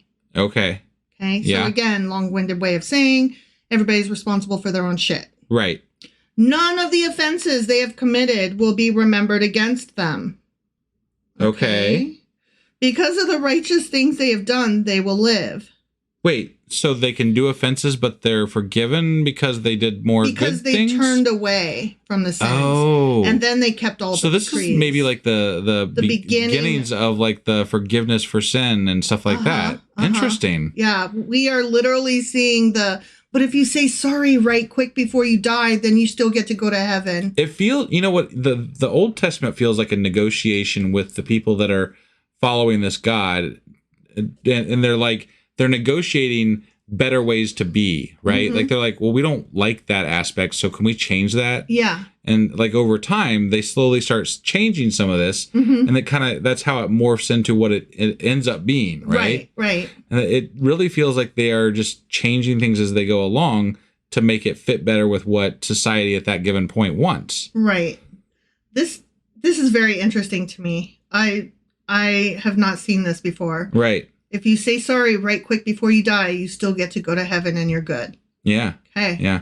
Do I take any pleasure in the death of the wicked? Declares the sovereign Lord. Yes. The answer is yes. No matter what he says, the answer is yes. The answer is absolutely always yes. fucking yes. He loves killing people. Right. We have seen that. Yeah. So, yeah. I don't care what he says. Right. I don't either. Here we go. Ready? Yeah. Rather, am I not pleased when they turn from their ways and live? I'm going to say you're disappointed because one got away from you being allowed to smite him. I'm going to say that you look for reasons to fucking kill people. Yeah, when you're not ignoring them altogether. Right. He's shown joy in finding reasons and ways to kill people, it seems like. Somebody peeked at you when they were trying to carry your fucking box that you sat in, and, the box fell, and they tried to catch it for you, and they touched it, and they weren't supposed to. Uzzah? Yeah. Justice for Uzzah, That's right. Justice for Uzzah. And then another couple people peeked inside and you got pissed and smoked them all over the fucking place. Like, what the hell? And you're telling me you don't enjoy killing people? Fuck off with that. I don't believe you. Yeah. If you don't enjoy killing people, don't fucking kill them. Right. Particularly for dumb reasons. Yeah, I agree. But if a righteous person turns from their righteousness and commits sin and does the same detestable things the wicked person does, will they live? Okay, hold on. So there's a good person. Yeah. But then they start doing bad shit. Okay. So will they live? I'm going to guess no. None of the righteous things that person has done will be remembered. Oh. So it's a matter of the order you do them in. Yeah. So if you're good and then bad, you're fucked. Yeah. If you're bad and then good, we're cool. So that's why you have to live your best life in your 20s and 30s. Right. And then knuckle down and get serious in your 40s. Sure. And I suppose if God forgets to smote you a couple of times, you could actually be bad and then good and then bad. Right. And then good and then bad and then good. But every time. And then you're still okay. Every time, once you get done being bad. Right. And then you be good. Every time that you be bad after that, it's like a Russian roulette. Yeah. You know? I mean, you're getting older. You could die any minute. Right. So. But technically you could die any minute even when you're younger. No, I know. So I'm just saying, always be bad first. Right. Never be bad before you're good. Because of the unfaithfulness they are guilty of, and because of the sins they have committed, they'll die. They will die. Okay. All right. So you say, God. Yeah, so this time. Yeah. Yet you say, the way of the Lord is not just. I mean, sometimes I do say that, yeah. Because I don't think it is. Even in Ezekiel, it's been not just. Yeah. So. Yeah. Hear you, Israelites, is my way unjust? Is it not your ways that are unjust? If a righteous person turns from their righteousness and commits sin, they will die for it. Because of the sin they have committed, they will die. Okay, hold on. This fucker is literally talking about them committing sin, right? Which could be any number of It could be fucking things. Your wife on her period. Sure. You're going to die. Right, that's one of the you're going to die, right? But the punishment is him murdering you. Yes. God is going to murder you. I'm going to kill you. For fucking your wife on her period. I'm going to fuck you.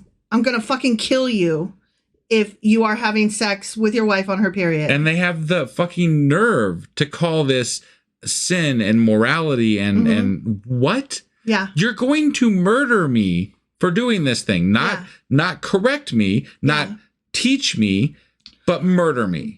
But even if you taught me, like, hey, I don't like it that you're fucking your wife on her period. Right. So I didn't ask you to watch. You're not involved. I wasn't talking to you about it except when you asked. Right. Yeah. And even then I was kind of like hesitant because it's like none of your goddamn business. You're the one worried about it. Me and my husband, we're fine. Yeah. So why are you worried about, why do you even need to worry about me on my period? That was one of your favorite sayings when we first got together is like, why do other people need to know what's going on in other people's pants? Yes. Right? Like it doesn't, that has no bearing on anybody. What I do with my vagina, what goes in and out of it. In a consensual relationship has no bearing on anybody else. Yes. I don't understand. They are so concerned about people's vaginas and penises. Very much so. Like into a very gross fashion. It really is. Like if it's consensual, don't fucking worry about it. Right? Ugh. Yeah. I mean, we can have a discussion maybe about the age of consent. I think that is a discussion. Yeah. You know? Right. I don't think that a 14-year-old is old enough to consent. No, I 100% agree. A 17-year-old, I don't understand how suddenly the next day's their birthday and they're magically old enough to consent. But I also recognize that we have to pick a line and start somewhere. Yeah, sure. So I don't know. But that's a discussion, right? We can have what is the age of consent. But even that's a discussion too. Like, do we really have to pick an age? Could it be more about, in a futuristic society where we determine things by some sort of a genetic marker that's in different people that mature at different times, or a psychological marker that we have the ability to, because we're having the discussion of age now in this period, because 18 is the best overall consensus we can come to with regard to age of consent, right? Yeah. But that doesn't mean that will always be the case, because we might know more about psychology, or we might know more about, different things in the future. For that matter, we know that dudes' brains don't stop fucking growing until they're 25. So maybe a dude can't actually consent to certain things till he's 25. There you go. How the fuck do I know? Yeah. I do know that there are some 25-year-olds I would not give my keys to because they shouldn't be driving a goddamn car. You know? Right. Whereas my kid has been responsible enough to be driving since they were 15. 16. Well, they had their permit and were learning and stuff. That's true. I'm just saying, they took the rules and the learning very seriously and are still one of the few people that I don't mind being a passenger in the car. Right. You know? Right. Like, they drive very safe. Yeah. And we know that they do it even when we're not in the car because we've got one of those devices that, like, monitors your driving on the car. And it comes back 100% every week. Literally. That's without us harping on it at all. Yeah. Mostly that thing is in the car because it calls 911 automatically if they get into an accident. And that's seriously our only major concern. Like, we're not spying on the kid or anything. Right, We want them to be safe. Yeah. And they are. My point being, my 19-year-old is a lot more responsible and trustworthy and reliable than a lot of other people who are older or younger. Right. So I don't know what the age of consent for many things should or shouldn't be. I do know it's not the same across the board. And I do know that in my goddamn 40s, if I'm on my period and want to fuck my husband, it's not a fucking sin, and I should not be made to feel guilty for it, nor should my husband. Right. We should not be made to feel unclean and disgusting and horrible and gross. Like, I would never have mentioned it had it not come up. Yeah. Honestly, I'd rather not. Right. We end up having to discuss some really weird shit because of the Bible. I hate the Bible. You know? I hate it. It's crazy. I never thought I would be on a goddamn podcast publicly speaking about sex on my period. Because of the Bible. Because of the fucking Bible. And they're telling me that this guy could be good all his life, but then he fucks his wife while she's on her period, and nope, he's a sinner, he's dead. Yeah. Yeah. That's bullshit. It is. But if a wicked person turns away from the wickedness they have committed and does what is just and right, they will save their life. Doesn't the fact that they have time to turn away from the wickedness kind of take away from the idea that he's going to kill people that do wicked things? Yeah. I mean, you're obviously not going to take You're not going to do it right action away. right away. Yeah. You're going to take it whenever you feel like it. I mean, can we get it? Can we get a time frame? Like, what's the deal? What do you mean by dead? Do you mean their soul's going to die? Because clearly their body doesn't. Right. Do you mean that, like, at some point when they die, they don't go to, like, whatever your after party is? Right. Like, what does that mean exactly? Yeah. Because that's a good point. It's not like they die right away. Right. Because they consider all the offenses they have committed and turn away from them, that person will surely live. They will not die. And see, this is a reason that I can't be a Christian, because there are things that even if I started to believe in a God and in an afterlife, somehow, let's say that those things happened. Sure. There are things that people would want me to feel guilty for that I don't. That led to the person that I am.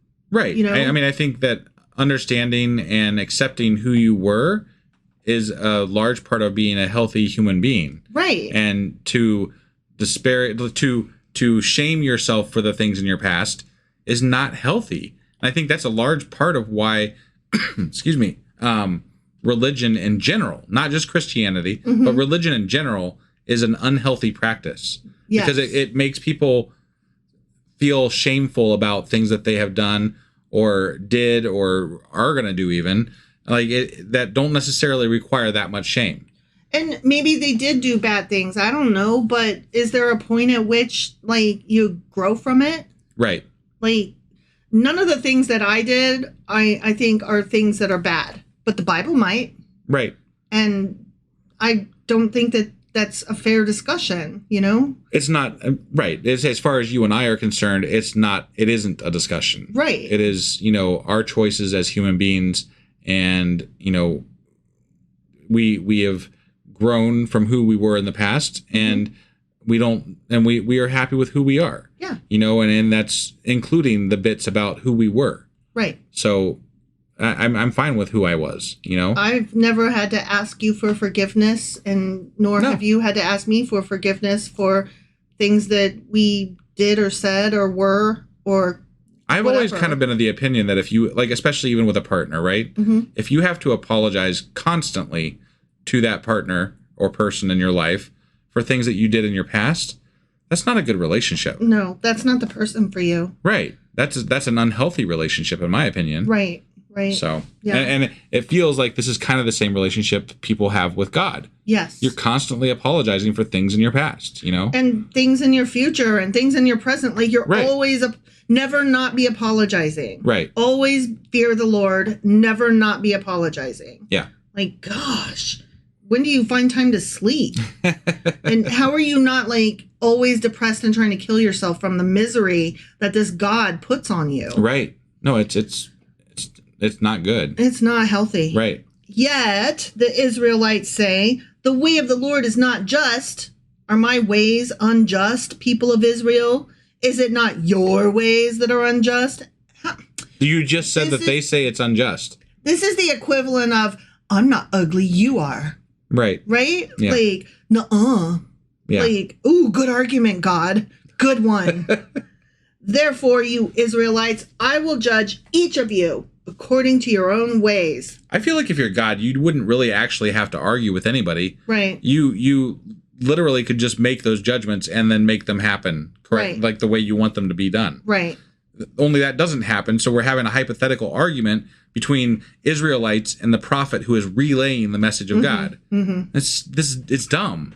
He's like, y'all need to behave because God's going to get ya. Right. And they're like, is he though? And he's like, no, he really is. And they're like, I don't know about all this because there's some really stupid rules. And he's like, okay, which one? Show me. And then they're like, well, what about this one? And then, Ezekiel's like, all right, that's fair. That's fair. Let me go think about it. Talk to God. I got to go. Right. And then he comes back and he's like, okay, I thought about it. God talked to me and this is what he decided. Right. Yeah. Like, get over yourself, guy. Right. All right. So, I will judge each of you according to your own ways, declares the sovereign Lord. Repent! Turn away from all your offenses. Then sin will not be your downfall. If you just don't sin, then you won't sin. Yeah. If you just stop sinning, then you're not being a sinner. It's true. My God. It's true. That simple. It's true. Rid yourselves of all the offenses you have committed and get a new heart and a new spirit. Just go get one. They're always on sale at Walmart. You can just pick up a new heart and a new spirit. I don't recommend getting them at Dollar General because then you're getting a discount heart. Right. I also don't recommend... Yeah, those are hard off. Hard off. I don't recommend ordering them from Amazon because you might get a used one that somebody... sent back in a sealed box. At the very least, UPS kicked it around some. Yeah, so, yeah. So, just go to the store, get one. Get a new heart and a new spirit. Yeah. Why will you die, people of Israel? Generally old age or tragedy. Yeah. Generally. Yeah. I'm just saying. For I take no pleasure in the death of anyone. For I take no pleasure in the death of anyone, declares the sovereign Lord. Okay. Repent and live.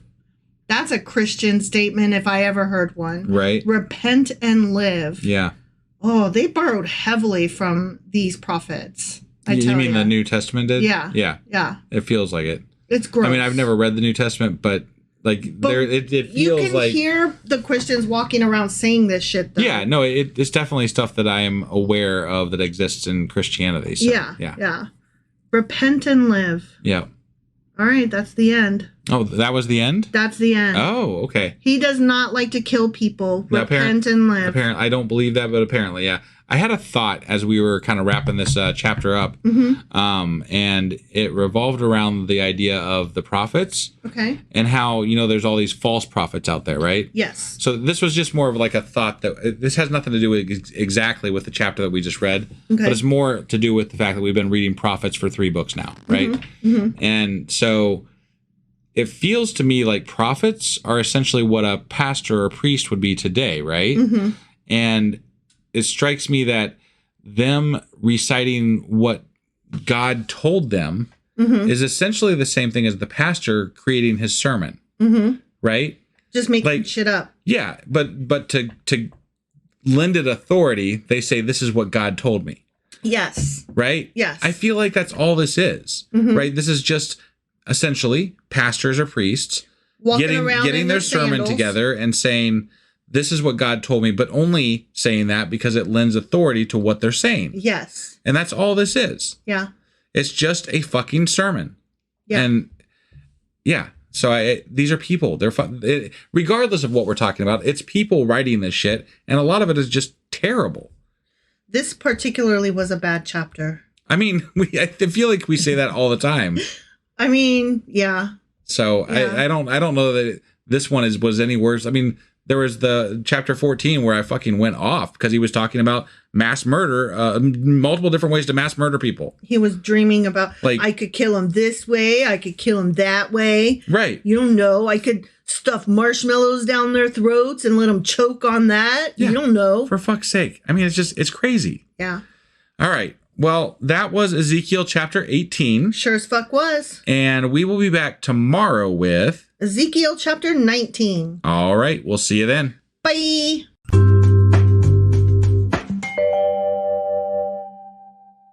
Husband. Wife.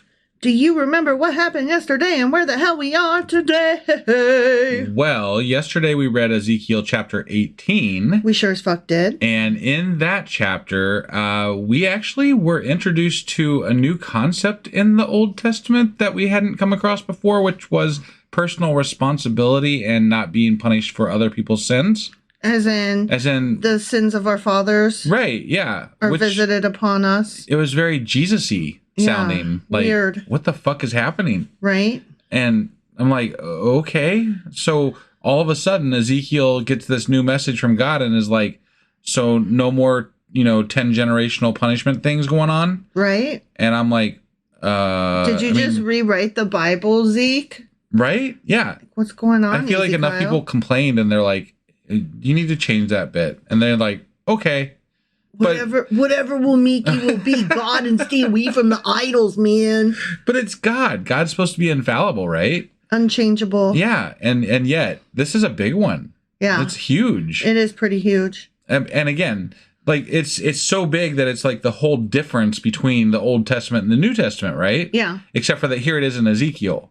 Right. It threw me off guard. I wasn't expecting to come across it yet. I was waiting for the New Testament. Right. Yeah. But it's right there. Very strange. Crazy. Before we get into what we're doing today, I do want to mention that we are in the midst of our Patreon drive where we're trying to get to a $400 per month level to take care of some of the needs that we have for our podcast right now. And we do have, I've got more shout outs to get to do after today, but we've got a new patron that I want to shout out today. Mm-hmm. And that is Kyla. Kyla M. Just signed up as a new patron. And they are, I didn't hear anything from them, but I'm hoping that they must like our podcast and we like you. Thank you so much, Kyla. So sweet. Thank you. Yeah. And I hope that we see you around town and the Patreons and the Discords and that you come say hi and hang out with us. Definitely. Yeah. We couldn't do this without your help and everybody else's help that's on Patreon. You guys are absolutely incredible. Phenomenal. And the response that we're getting while we still need more has been absolutely out of this world. So yeah. I thank you all for chipping in what you're able to do. And if you are still out there thinking, hey, I might help them, we could still use your help. Even $1 a month goes far. It honestly. does. Yeah. When you add it all up, like it's a collective effort, you know? And we really do appreciate you guys more than you could possibly imagine. So thank you, Kyla. It was amazing. So thank you. Yes. Thank you, Kyla. That being said, we just got done reading Ezekiel chapter 17. 18. No, 18. Jesus. I'm sorry. It's 18. Yes. Which means that today we're getting into Ezekiel chapter 19. All right. Let's do this. Okie dokie.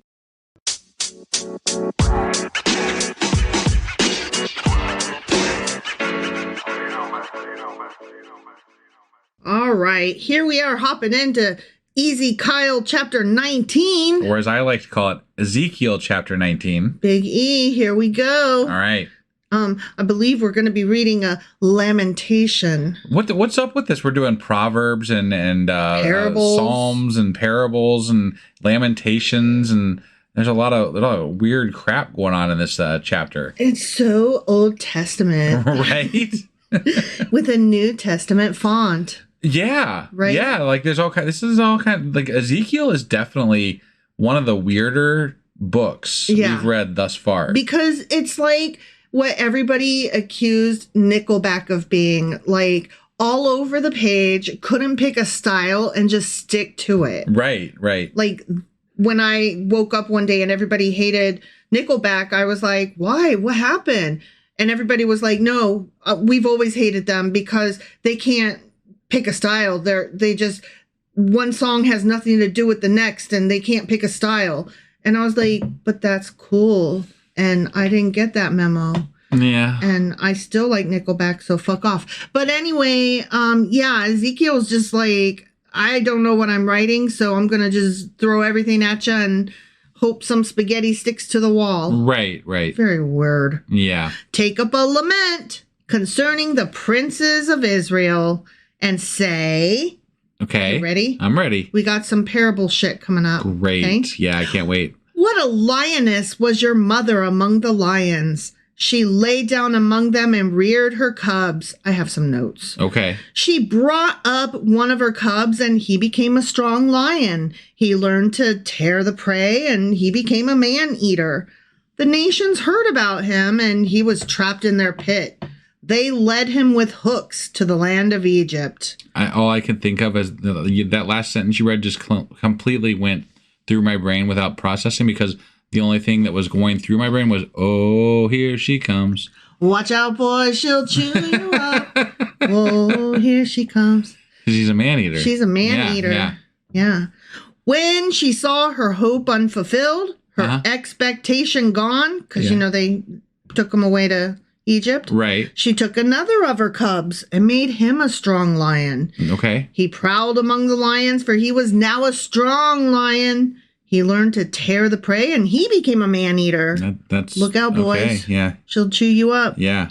He broke down their strongholds and devastated their towns. The land and all who were in it were terrified by his roaring.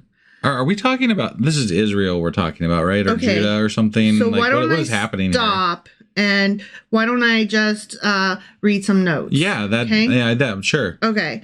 So although the prophet realized that God's judgment on the sinful people of Judah was fitting, he felt sorry for those Judean kings who fell victim to foreign invaders. Okay. Judah, he's comparing Judah to be like a mother lion whose young lions became kings to rule over nations. Okay. Yeah. However, when Egypt in 609 BCE gained control of the region, Jehoahaz, who succeeded his father Josiah as king of Jerusalem for 3 months. Sure. Okay, and remember, we like Josiah. He was the good boy. Okay. He tried to do away with all the idols and the high places. Right. Yeah. But then he was replaced by Jehoahaz, his son, was deposed by Pharaoh Necho II of Egypt. Right. He was captured, bound, and taken to Egypt, where he later died. So that was the first lion that they were referring to. Okay. The next quote-unquote lion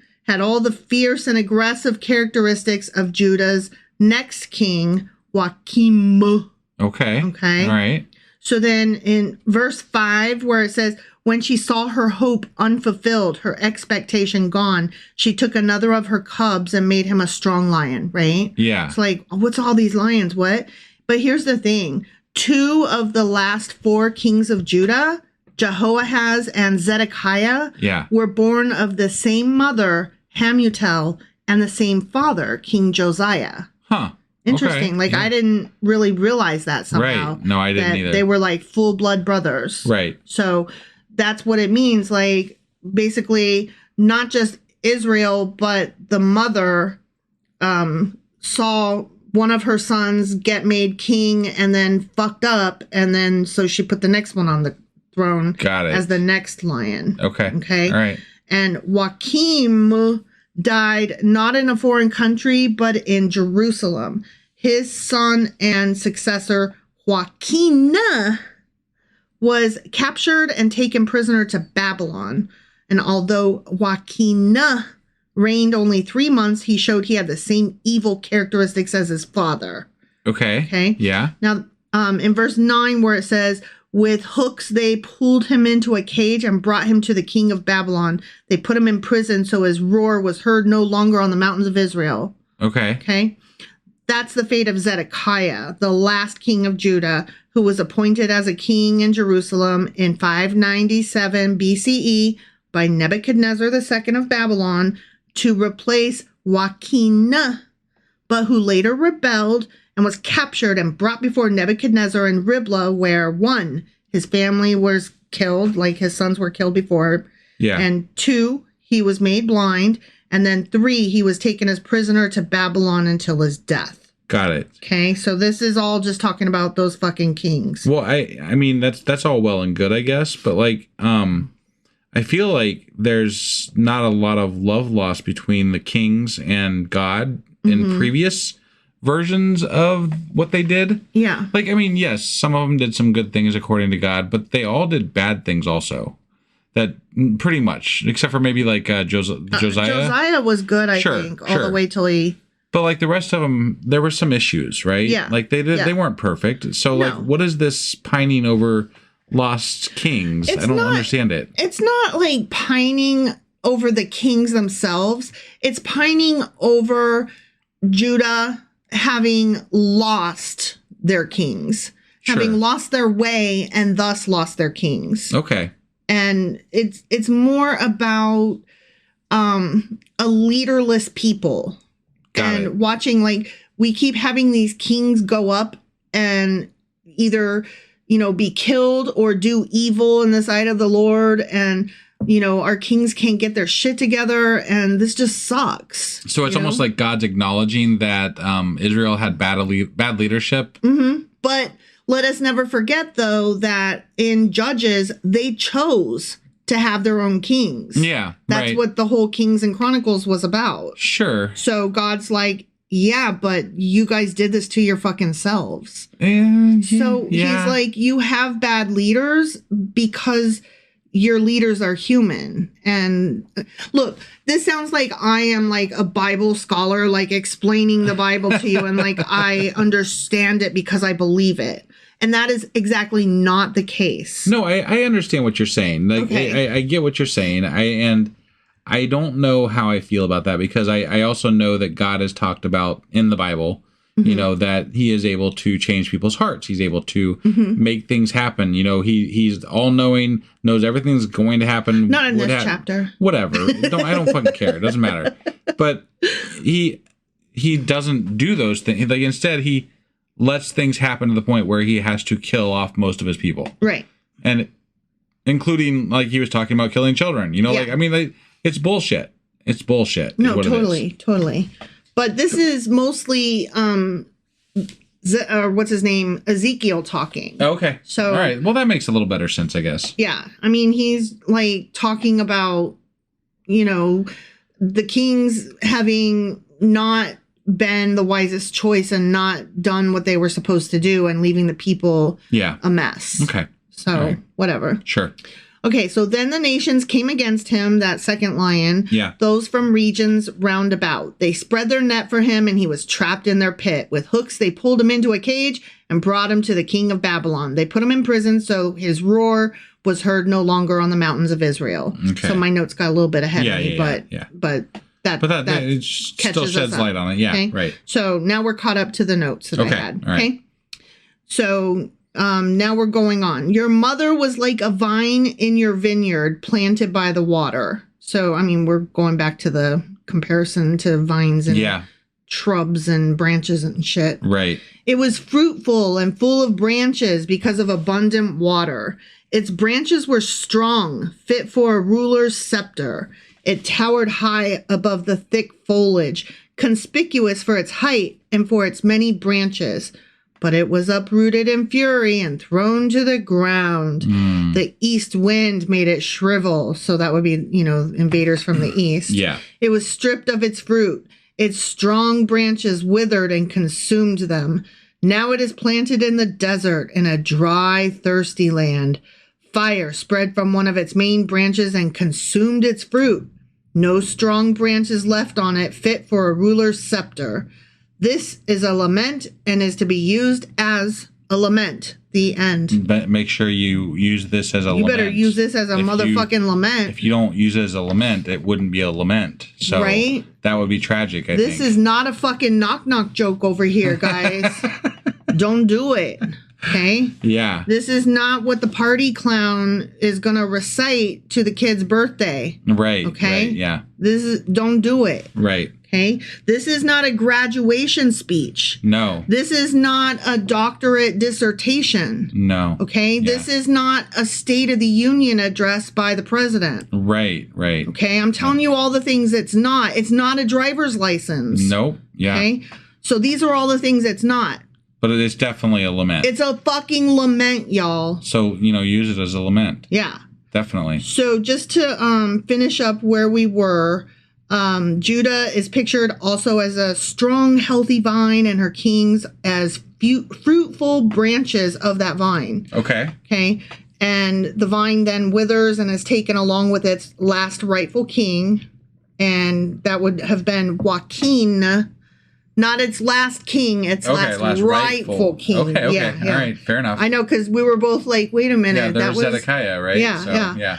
Into the dry and thirsty land of Babylon. And then back in Jerusalem, the king appointed by Babylon proved to be a fire who destroyed the little that remained of the vine. That's Zedekiah. Okay. Though through Zedekiah, both the nation and the Davidic line of kings came to an end. And I still say a little bit of justice for Zedekiah. He was in a no-win situation.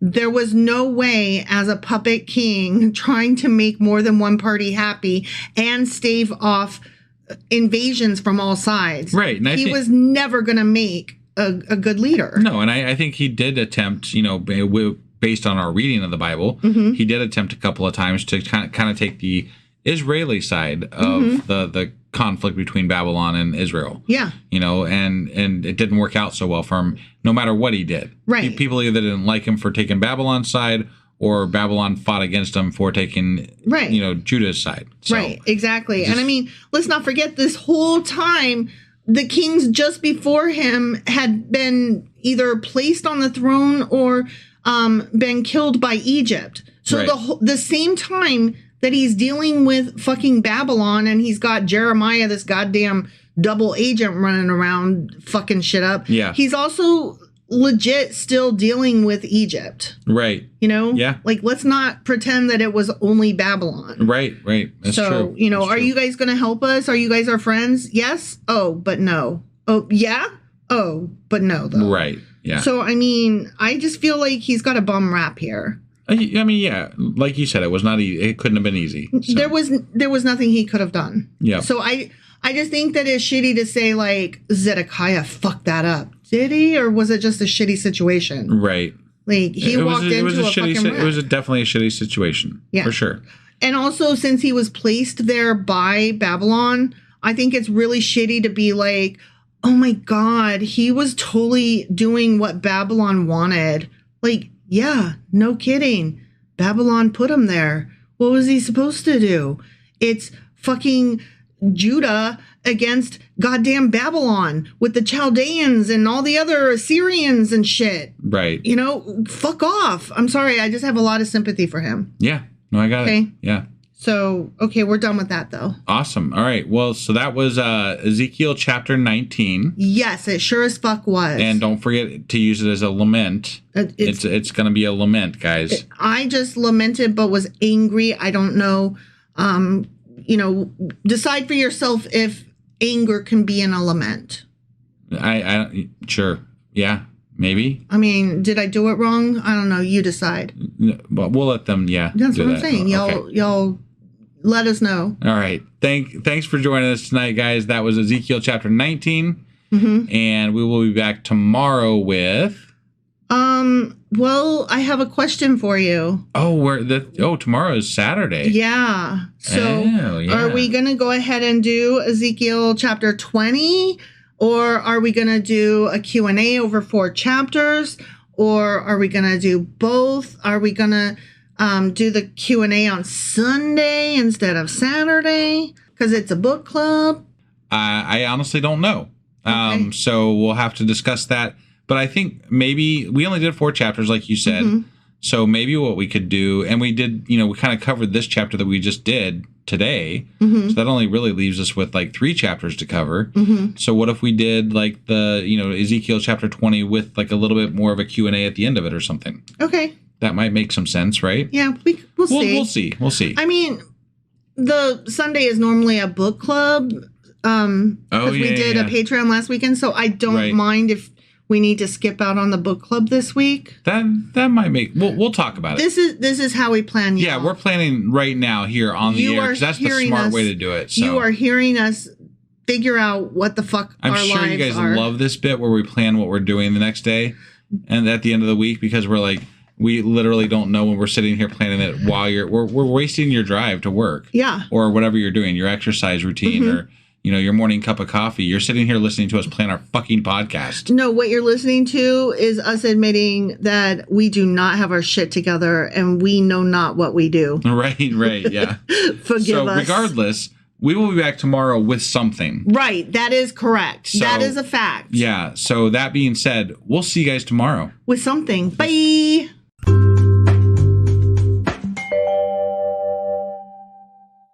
Husband! Wife! Do you remember what happened yesterday and where the hell we are today? Well, yesterday we read Ezekiel chapter 19. We sure as fuck did. And it was a lament. It was. And we're gonna make sure we tell people that it's a lament, because it's a lament. The last line was, make sure you know that this is a lament and use it as a lament. Yeah. Because that's what you do when there's a lamentation. Right. And there was lions in it. Lamenting lions. Lions who lament. Yes. And I think they also covered vines again or something too. There was vines in there. So vines, lions, and it was a lament.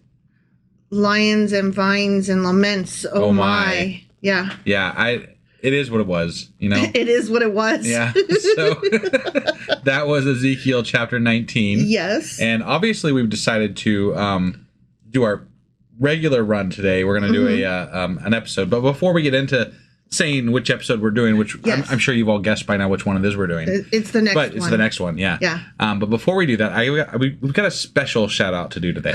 Ooh. And no one really knows that we're doing this. So, this is just going to be a surprise. And hopefully those who listen regularly, which I think a lot of these people do, will get to hear this. So as many of you know, we're in the midst of a drive on Patreon to reach a $400 per month level.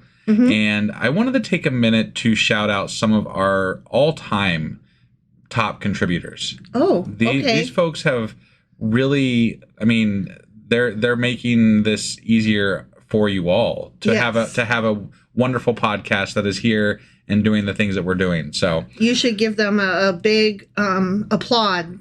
Yeah, so everybody that I'm going to list off here over the lifetime of their membership has given over $150 to our podcast. Holy moly. Yes. So number 1 on the list is Natalie. Aw, thank you, Natalie. Thank you, Natalie. Natalie, also we know her as Witch of Endor. Which is so appropriate. So great. When she decided to change her name to that, it was that was fantastic, because we had just covered Witch of Endor and it was so great. So that was awesome. The next person on the list is Lindsay D. Lindsay, thank you. Yep. And Lindsay, I remember she reached out to me on Twitter, and she was doing a side-by-side Bible study with another Christian Bible study, and she really appreciated what we were doing. So I really appreciate what you've done for us. So thank you so much, Lindsay. Thank you. Next on the list is Conrad D. Conrad, special place in my heart. Conrad actually came down to visit us at a live event that we had. He drove from Michigan to Ohio. Yeah, it was fantastic. And we still have a picture of Conrad right by our podcasting area. Yeah. Yes, so thank you, Conrad. Thank you, Conrad. Next on our list is Dion. Dion! We love Dion. We don't see enough of Dion. No, Dion, he was popping up on Discord quite a bit. We haven't seen him around quite as much. So we'd love to see you around more, Dion. Yes, thank you so much. Thank you so much for everything you've done for us. It's been fantastic. Yes. And by the way, I'm listing these from lowest amount to highest amount. So our number 1 contributor, coming in at $375 so far to date, is Douglas T. Douglas, thank you. Yeah, thank you so much. Douglas is on Facebook mostly, so I see them on there. They've also popped on the Discord, so we've had quite a few conversations over time. And I have not exchanged I commentary with told you Douglas. need to get on Yes. Discord more. So I do, and I apologize. I will do that. Right. I feel like I owe you. Thank you so much. Yeah. So those are our top contributors all time. And I just wanted to take a moment to thank you guys profusely for what you have done for our podcast. Thank you so much. From the bottom of our hearts. Absolutely amazing. Yes. So. Unbelievable. Yeah. That being said, we just got done yesterday reading Ezekiel chapter 19. And today we're going to be getting into Ezekiel chapter 20. All right. Let's do this. Okie dokie.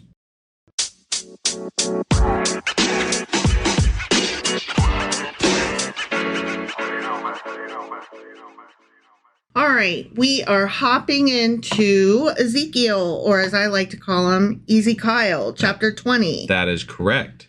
And we're going to start off with a date. Hang with me. I will give you what that date is. Okay. All right.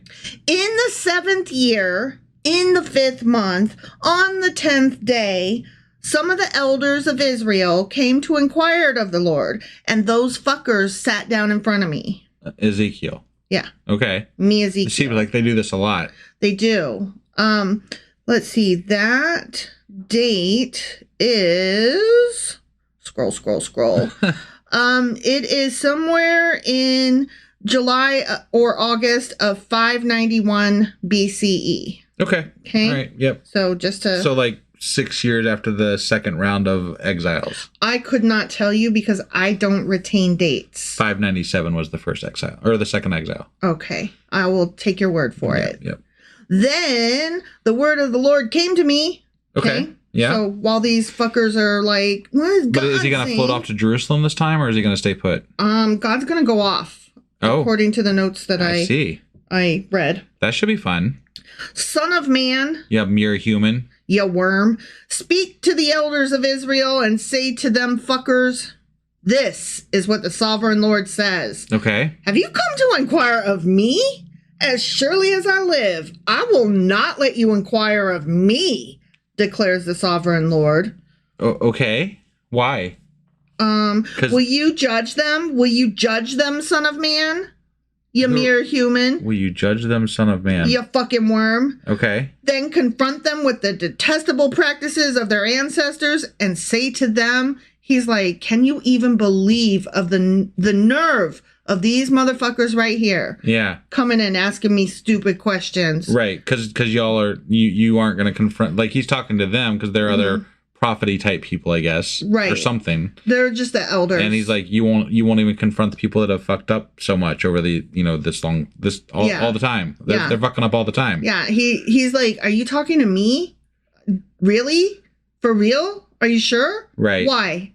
So he's going to tell Ezekiel, tell them, this is what the sovereign Lord says. On the day I chose... Oh, he's about to give a laundry list. Okay. All right. Yeah. On the day I chose Israel. So this is like, forever ago. Yeah. I swore with uplifted hand to the descendants of Jacob and revealed myself to them in Egypt. With uplifted hand, I said to them, I'm the Lord your God. Hey, what's up?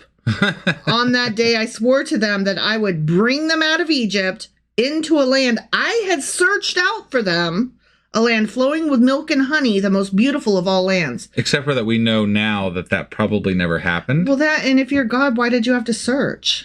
Right. Did you have to invent a GPS for yourself? From what I've gathered, though, on a GPS, walking distance to the promised land from Egypt was like a 5 or 6 day trip. Right, not 40 years. Not 40 years. Yeah. So I feel like you're wrong and you're lying. Right. And you're bad and you wrote shit down that... You're just trying to come up... This is just a story about a quote-unquote epic journey. And you guys knew about, 500 square miles of land. So you're like, how do we make this into 40 years? Yeah, exactly. So apparently you just wandered around back and forth and, Except they didn't. Whatever. No, right, yeah. And I said to them, I said, each of you get rid of the vile images you have set your eyes on, and do not defile yourselves with the idols of Egypt. I'm the Lord your God. But you know what those fuckers did? they defile themselves with the idols. Yeah. They rebelled against me and would not listen to me. They did not get rid of the vile images they had set their eyes on, nor did they forsake the idols of Egypt. I mean, can you even? Right? The idols of Egypt were pretty cool. I can't believe those guys did not give those up, though. I mean, OMG. Listen, I mean, I've seen some of the shit, like the art of old gods that comes out of Egypt, and I'm like, that shit's pretty cool. I would have probably had you know what, if I had more money, I would order me some of those idols of Egypt. Yeah, they definitely, like, when it comes down to cool factor, Egypt's got it, you know. They do. They've got their idols rock the house. Hell yeah, they do. Yeah. So I said, me, God, I would pour out my wrath on them and spend my anger against them in Egypt, but for the sake of my name, I brought them out of Egypt. I was going to kill them then, but, you know. But remember, Moses pointed out, that'll make you look real bad. And so, I decided, all right, I'll chillax. But I mean, like, he did kill a bunch of them at the mountain there when Moses went up and then came back down and they were making golden idols or whatever. Yeah. He killed like 3,000 people there. Yeah. So. I did right after he got done telling them not killing. To murder. Yeah. It's fine when God does it. Right. Well, yeah, he didn't even do it, though. He had them do it. Yeah. So, like, he literally had the people he told just then not to murder. He had them murder. Don't murder, except for those guys over there. Right. The ones with the gold in their hands. Yeah. I did it to keep my name from being profaned in the eyes of the nations among whom they lived, and in whose sight I had revealed myself to the Israelites. He's like, I didn't want Egypt to look at me like I was bad. Or whatever. At least that message is consistent. Yeah. Because that is the same message they said back then. It is, but it's like, you're God. Why the fuck you worrying what these Egyptians think of you? Your God is worried about his fucking, he's vain. He's worried about his image. These big-dicked Egyptians, sorry. Damn, I wish I'd said it right the first time. Yeah, no, I know. Therefore, I, the vainglorious asshole that I am, led them out of Egypt and brought them into the wilderness. The wilderness. Yep. I gave them my decrees and made known to them my laws, by which the person who obeys them will live. If you don't obey them, I guess what? You die? Sometimes. Well, yeah, like back then, he was definitely killing people that didn't obey him. Sure. Like, there was a lot more just like instant death willy-nilly for, breaking laws. Yeah. It's a drive-by smiting. Also, I gave them my Sabbaths as a sign between us, so they would know that I, the Lord, made them holy. That's why you get a day off. Okay. Because God is holy. You can know that God is holy? Yeah. So you can spend the whole day not washing laundry, not cooking dinner. You spend the whole day fearing the Lord. Yeah. Get on your knees the whole day. Yeah. Suck this dick. All day. Yet, the people of Israel rebelled against me in the wilderness. Can you even believe that shit? I mean, I can, actually, yeah. I mean, they sometimes were some whiny fucks, but... This has been a consistent theme throughout the Old Testament. They constantly are rebelling, which I don't even argue with them on. I'm like, yeah, dude hasn't really presented himself. But honestly, and then God fucking pummeled them with birds. That was not cool. Yeah, that wasn't cool. Smooth move, God. They did not follow my decrees, but rejected my laws, by which the person who obeys them will live. Those laws that I just said? The one, yeah. And they utterly desecrated my Sabbaths. Those bitches. Yeah, they picked up sticks one time, I think. Yeah. That was bad. Aaron's kids or something. No, that was just some random dude that died. Oh, yeah. No, Aaron's kids lit the wrong incense. Oh, yeah. I always forget that. Yeah. So I said I would pour out my wrath on them and destroy them in the wilderness. But again, for the sake of my name, I did what would keep it from being profaned in the eyes of the nations in whose sight I had brought them out. I don't have a lot of respect for a God that is worried about his image. Me neither. Like, if that's what you're all about image, man. Like, you care what people think of you, and if they don't think the right things, then you kill them. But you're also worried about what other people think of you who aren't your people. Right. And because of that, you don't kill people. Yeah. But it all comes down to killing people at some level. Will I or won't I kill people? And who is the one doing the thinking about me? Right, yeah. And whoever you want to impress that day apparently determines who you're going to kill. Right. So uncool. Right? Also, FYI, with uplifted hand, I swore to them in the wilderness that I would not bring them into the land I had given them, a land flowing with milk and honey, the most beautiful of all lands, because they rejected my laws and did not follow my decrees and desecrated my motherfucking Sabbaths. Which is why they had to wander around for 40 years. Yeah. For their hearts were devoted to their idols, the ones they carried in their pockets or whatever. I mean, he says that, but like, what was the killing of the 3,000 people when Moses came down from the mountain? You know, like that was supposedly ridding them of the unholy, idol worshiping people. We've rid these people. We've been rid of these people so many times. I've lost track. It's almost like you can't kill an idea. Right. I recently just heard that in like a show and throughout literature forever. Well, yeah. And moreover, though, like we don't, this is the God is more about fear.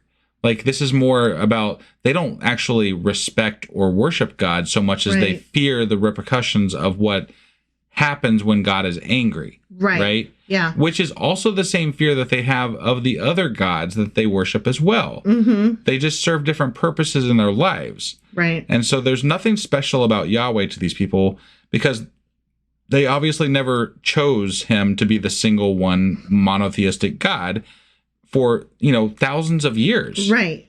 So it's just it's an ongoing problem because he can't solidify his base. He can't solidify his base, and he's also like always off message. Yeah. It's almost like he's like a Trump that can fly. Right. Yeah. Seriously. Yeah. Yet I looked on them with pity and did not destroy them or put an end to them in the wilderness. I mean, pretty much because if I killed them, then who was going to pray to me or whatever? Yeah. I said to their children in the wilderness, do not follow the statutes of your parents or keep their laws or defile yourselves with their idols. Except that I told the children, don't obey your parents, but you're supposed to obey your parents as one of the fucking commandments. Yeah. That's always like gray area. Like, when's it okay? Right. Yeah. I am the Lord your God. Follow my decrees and be careful to keep my laws. Keep my Sabbaths holy, that they may be a sign between us. Then you will know that I am the Lord your God. That's how you'll know. Okay. That's how you know he loves you. But the children, those fuckers, rebelled against me. They did not follow my decrees. They were not careful to keep my laws, of which I said, the person who obeys them will live by them.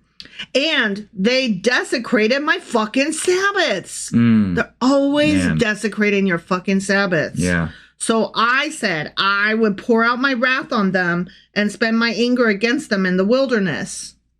Yes. But I withheld my hand, and for the sake of my name, I did what would keep it from being profaned in the eyes of the nation in whose sight I had brought them out.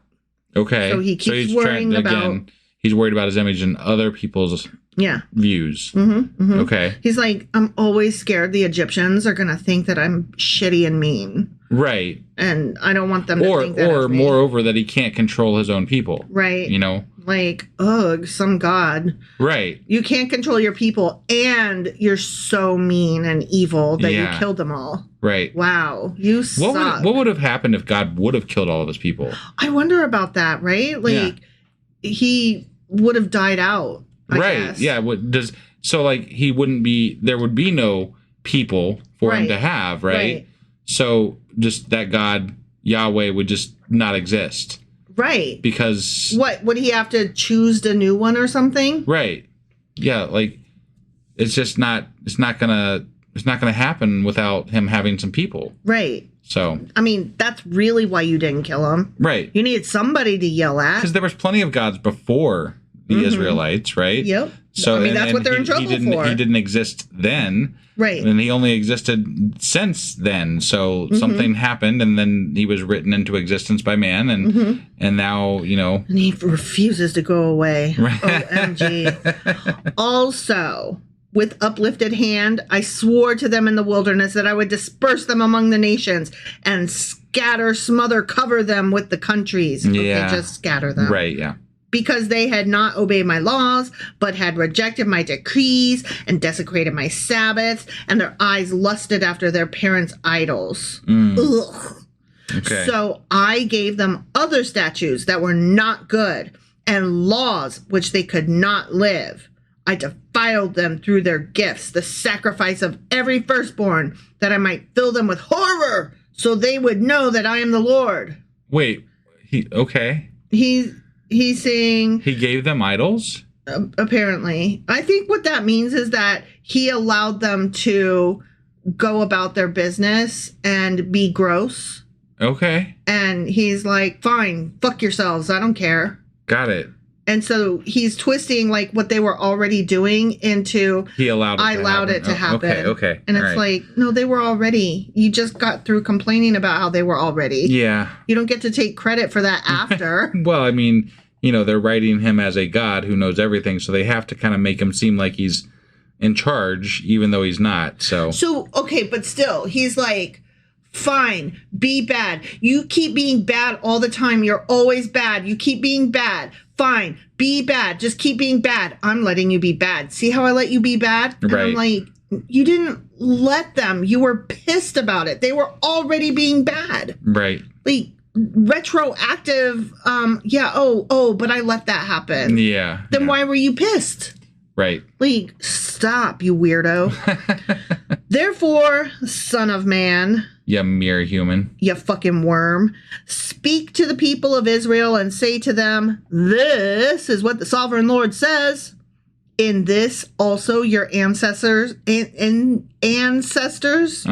blasphemed me by being unfaithful to me, those cheaters. Okay. When I brought them into the land I had sworn to give them, and they saw any high hill or any leafy tree, there they offered their sacrifices, made offerings that aroused my anger, presented their fragrant incense, and poured out their drink offerings. Now, in other translations, it's not just offered their sacrifices, it's offered their children as sacrifices. Oh, okay. Yeah. All right. So they were doing the local child sacrifice thing, which, again, I'm very not okay with. Right. Regardless of your fucking religion, you dum-dums. Yeah. Don't eat the babies. Right. Then I said to them, what's this high place you go to? It is called Bama to this day. And I have a thing about that. But before you get into the thing about that, I do have to say this real quick, too. Yeah? Child sacrifice is not like just worshiping an idol. You're sacrificing a fucking child. Yeah. Right? Like, if you are sacrificing a child, and again, we don't condone it in any way whatsoever. Right. It is not a good thing. But you have to believe pretty strongly in what you're doing. That is a God you fear. Right? You are fearing the fuck out of that God. Yeah. If you are sacrificing your child to that God. Yeah. So, I mean, all I'm getting at is that these people obviously didn't have as much fear of God as they did of some other gods, or at least if they did have as much fear, it was definitely equal fear and not like one is better or bigger than the other, Right. So that's a large step to take for something that you just kind of idly worship. Yeah. And this was strong beliefs. Obviously. Yeah. I mean, you don't just like willy-nilly kill babies. Right. Right. Ugh. So, Bama. Yeah, Bama. He's like, it's called Bama to this day, those high places. Yeah. Bama means high place. Okay. So, all right. Those high places, to this day, they're called high places. Right. Are they? Okay. Because they're still high. Them high places, they are so high. They are the highest of all the high places. Yeah. What the fuck? Mm-hmm. Therefore, say to the Israelite, this is what the sovereign Lord says. Will you defile yourselves the way your ancestors did and lust after their vile images? Ugh. I think the answer is yes. Yes, they will. Yes, they will. When you offer your gifts, the sacrifice of your children in the fire, you continue to defile yourselves with all your idols to this day. To this day. Mm-hmm. Mm-hmm. Am I to let you inquire of me, you Israelites? He's like, you guys killed kids and prayed to these other statues and fucked around on Sundays. And you think you're coming to ask me a question? Are you serious right now? Well, I mean, I suppose they wouldn't really have to ask let's be honest here. They're asking Ezekiel. Like, they wouldn't have to ask Ezekiel a question if you just fucking talk to them. Exactly. And probably these people wouldn't be doing this shit if you just fucking talk to them. Right, exactly. But he's not. So they are. So they are, right. Yeah. As surely as I live, declares the sovereign Lord, I will not let you inquire of me. What, are you going to sew their mouths shut, like Beetlejuice style? Right. Like, no, they are inquiring of you. And can you imagine sitting there while some dude is just telling you, you will not do this to, like, he's literally reiterating talk to the hand. This God wants nothing to do with you. And like, he's like snapping his fingers and like wigging his head back and forth. Like, did you even? Right. And I'd be like, dude, who the fuck do you think you are? Right. You better get your fucking pointy finger out of my goddamn face before I bite it off. You say, we want to be like the nations, like the peoples of the world who serve wood and stone. But what you have in mind will never fucking happen. No. Except it has and it does. Yeah. It has and it did and it does. Right. I bet there was a lot of people. There was it said 1 million Jewish folks that lived in Israel at the end of the Egypt. I'm sorry. Yeah. At the end of the Babylonian exile or whatever. Like, I bet some of those people stayed Egyptian. You know, like fuck this shit. Fuck this shit. I'm staying here. Yep. As surely as I live, declares the sovereign Lord, I will reign over you with a mighty hand and an outstretched arm and with outpoured wrath. Okay. I'm going to hate you. Right. Me hate you long time. I will bring you from the nations and gather you from the countries where you have been scattered with a mighty hand and an outstretched arm and with outpoured wrath. I will bring you into the wilderness of the nations, and there, face to face, I will execute judgment upon you. Oh. I'm like, face to face, huh? Well, I fucking dare you. Do it. He hasn't done the face-to-face thing yet. Right. But he's going to wait until he's punishing them to do the face-to-face, apparently. At least according to that. That's to come. Right. He's saying I'll do this someday. Okay. Someday I'm going to see you face to face and I'm going to kick the shit out of you. But hypothetically, right, we're talking about the Babylonian exile, right? The last step of the Babylonian exile. Yeah. Like, that's what this prophecy is hypothetically pointing toward, he's saying I'm going to scatter you, but then he's also saying, but one of these days I'm going to scoop you all up. Right, yeah. And I'm going to see you face to face. But even the saying that he's going to see him face to face is not true either. He's using Babylon as a tool. Yeah. And so he's sending another army after his people. There is no face to face. It's fucking war. Right.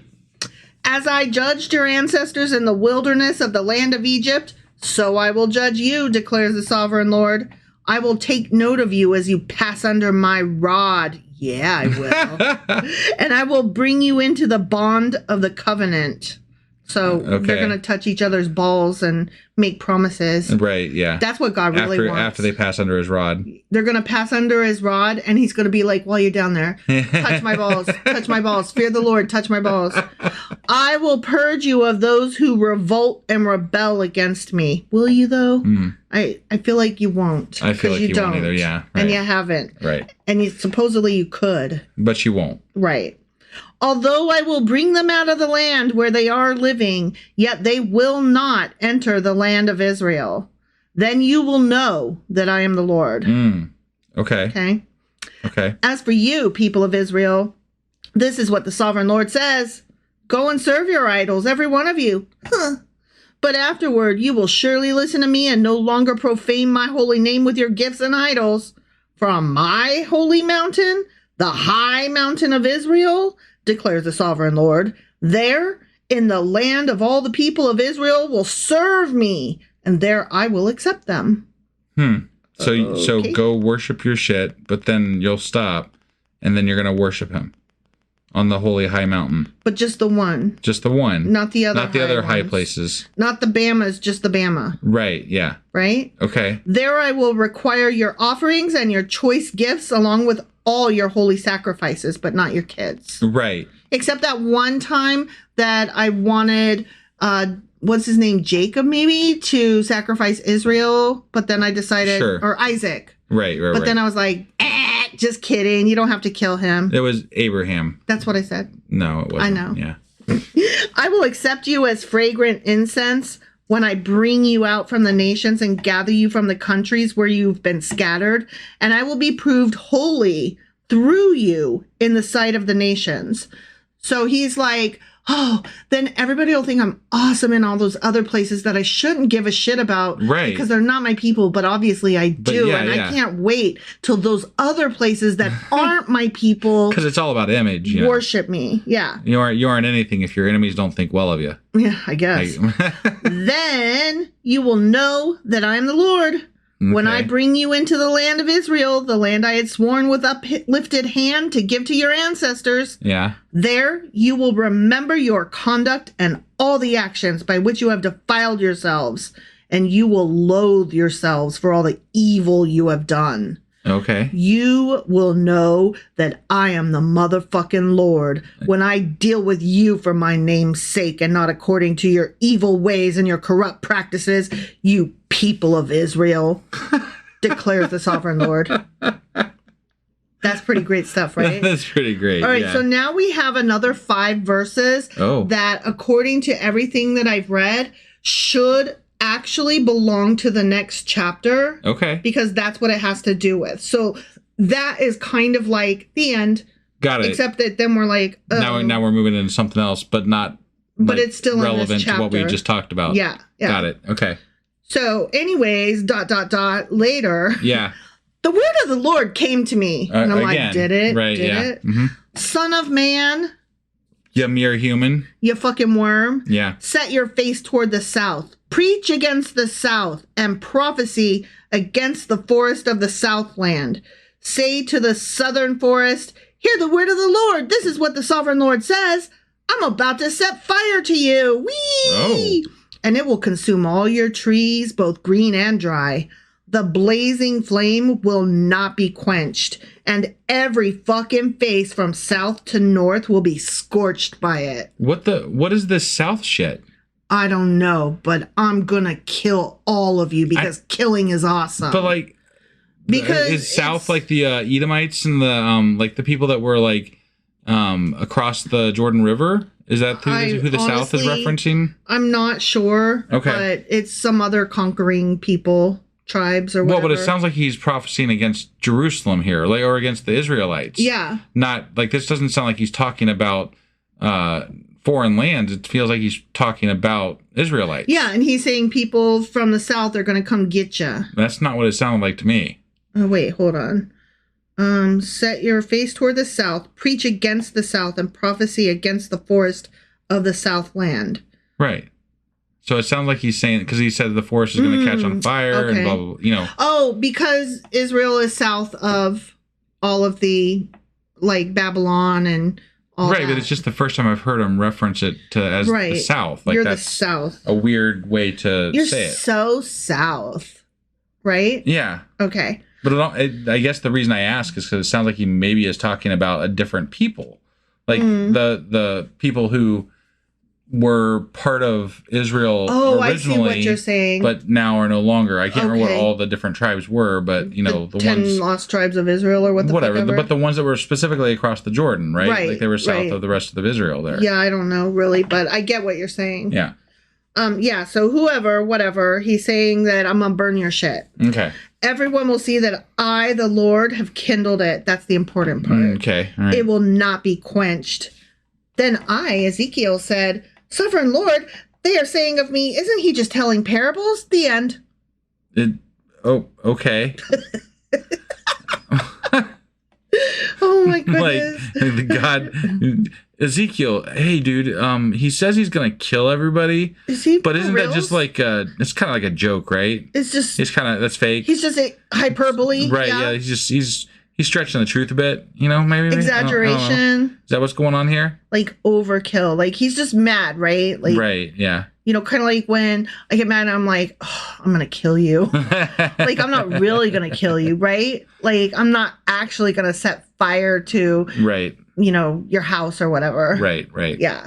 I don't know. We'll find out, I guess, because it probably continues on in the next chapter, right? I would think that the answer to that question, is he joking? Well, one of the questions I would like an answer to is the reference to the south. Who is the south? Yeah, because I am curious about that. So, that being said, that was Ezekiel chapter 20. Okay, hold on. Oh, no, I'm holding on. I thought I might have hit it in some of my notes. So let me read this and see if this answers your question. Okay, all right, okay? Yeah. The last 5 verses ought to begin the next chapter as they are connected with the subject of that chapter, being a prophecy against Jerusalem, which lay to the south of Chaldea, where the prophet then was, and which here and elsewhere is represented under the emblem of a forest doomed to be destroyed by fire. I see. So he's talking about the south from the vantage point of being in the north because he was already taken away to the north. Yes. Got it. So, that makes sense. But it was a weird reference. It was a weird way of phrasing it that we haven't seen before. Yeah. And, you and I talked about this. I don't know if it was on the podcast or if it was like just outside on our own. But we were talking about how the writing style seems to be all over the place with Ezekiel. Yeah, we were outside talking about this. This was not on the podcast. Right. Yes, I cannot get a grip on who actually wrote this because it seems like a different person stepped in every chapter. Right. And it's weird. It is really weird. And I don't of the research that you did before we started this book, it seemed like everybody is like, yeah, Ezekiel kind of maybe sort of wrote it. Right. But there's not really any more like info that we had beyond that. It was just like, yeah, probably Ezekiel wrote it, but maybe not, kind of, sort of. Yeah, and I think it did say that there were a lot of editors that came along later and did redactions and additions. But it feels pretty significant, the amount of differences in this book. And, like, they didn't even try to stick with one style. That's the part that's weird. Right. Like, did you even try to sound like Ezekiel? Yeah. Like, I believe you that he wrote the first couple chapters with all his crazy wiggy dreams. Right. Like that. Okay. Yeah, he probably wrote that. Sure. And I'm not saying that material is what's missing from these chapters. Right. We don't need wheels with eyes in every chapter. But the style of writing. The voice, the tone. With Jeremiah, right? Like until we got to the end of that book, there was a pretty consistent sound, pretty consistent style of writing that was happening at least in chunks of the book. Him and his scribe, you could tell, Baruch, yeah. So you could tell that they tried really hard to just stay on target, you know? That felt like one or two writers, right? Yeah.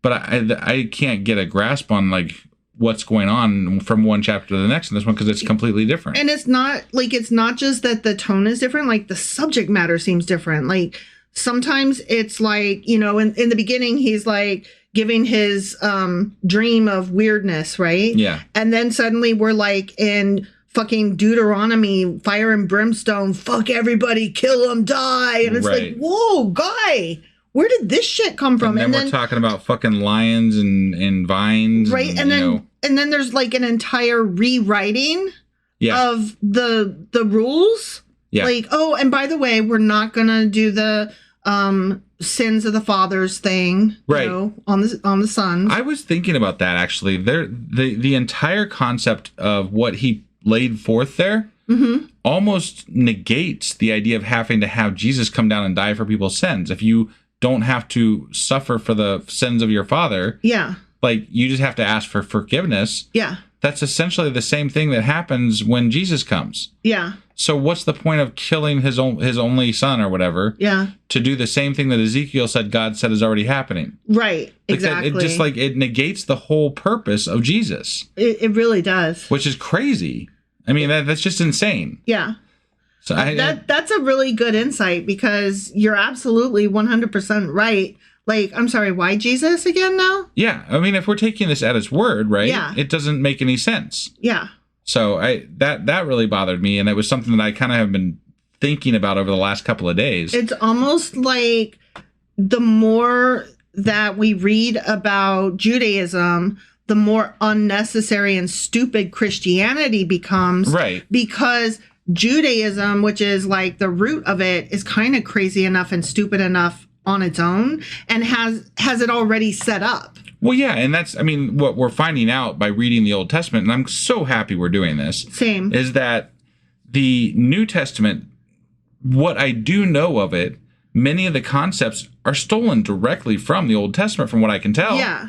And again, I haven't ever read the New Testament. I don't know anything specifically about it, but the tenets of what we're covering here seem to be the same things that are in the New Testament. Well, that and something that has been kind of coming to my mind as we've been reading this, like Judaism is like, it feels from not the beginning of time, but like it took all of the early stories and like kind of tied them into one, right? Yeah. And so that feels super old and ancient, Yes, right? it does. But then Christianity, because we know that, you know, Jesus dies, the Romans and the Jews there kill him, or what the fuck ever happens. Right. I don't know. It feels like it's such a newer religion, even though it's still hundreds of years ago. Right. It feels thousands, but still, it feels so new comparatively speaking. Right. Like to me, it's the same comparison on a geographic scale when we're talking about America versus Europe. Yeah. Like Europe is ancient. Right. So fucking old, right? Yeah. And then America's like, hi. And I'm like, you're a baby. You haven't even been here. You're still in diapers. You can't even get your, like, that's why I've always been disinterested somewhat in American history, because it's like, who even cares? It's so new. Right. Like, wait till you've been around a couple of, 1,000 years and then let's talk. Sure. But that comparison, like, it just feels like the more that we read about this ancient old religion and learn about it and learn how much Christianity stole from it or borrowed from it or took from it or evolved from, whatever the fuck words you want to use, the more worthless and silly Christianity seems, just on the basis of its lack of age and its lack of originality. Yeah. No, I don't disagree. So, do you have anything else for us today? Or? That was it. Sorry, I had to ramble. No, you're a little. fine. I'm glad we kind of continued that conversation, actually. Yeah. So, that was Ezekiel chapter 20. It sure as fuck was. And this weekend is going to be a little different. We're not going to end up doing a book club or anything, because we last weekend kind of started this off on the mess up because it was Memorial Day weekend, off. And we took Memorial Day off. So, we're going to be doing our Q&A tomorrow, which will be Sunday. Mm-hmm. And then we will be back on Monday with Ezekiel chapter 21. All right. We'll see you then. Bye.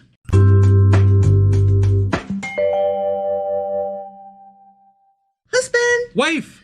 Do you know what we're doing right now, today, this very second? Well, technically, it is still Saturday as we're recording this. It's actually Sunday. Oh, yeah. No, Sunday. Sorry. That's right. We pushed it back because things. Mm-hmm. And so, but it's the day. It's the correct day that we are planning on doing it this week, but not normally. Right. And so we're still almost correct with regard to this week's podcast time frame, which means that today we're still doing Q&A, not on Saturday, barely on Sunday too. Yeah, that's the one. We're doing our Q&A. So what are we Q&Aing today?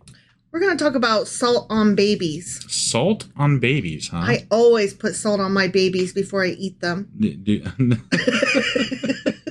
Salty babies are delicious. I see. And this would be part of the Q&A for Ezekiel chapters 16 through 20, correct? Correct. Sorry. Okay, yeah, that's right. What you were actually asking. Yeah, I always right. get that wrong. You do. That's all right. That's what I'm here for, to correct you the whole time. But not to eat the babies. Fuck off. All right. Are you ready to get into this? Oh, and how? All right, let's do this. Okie dokie.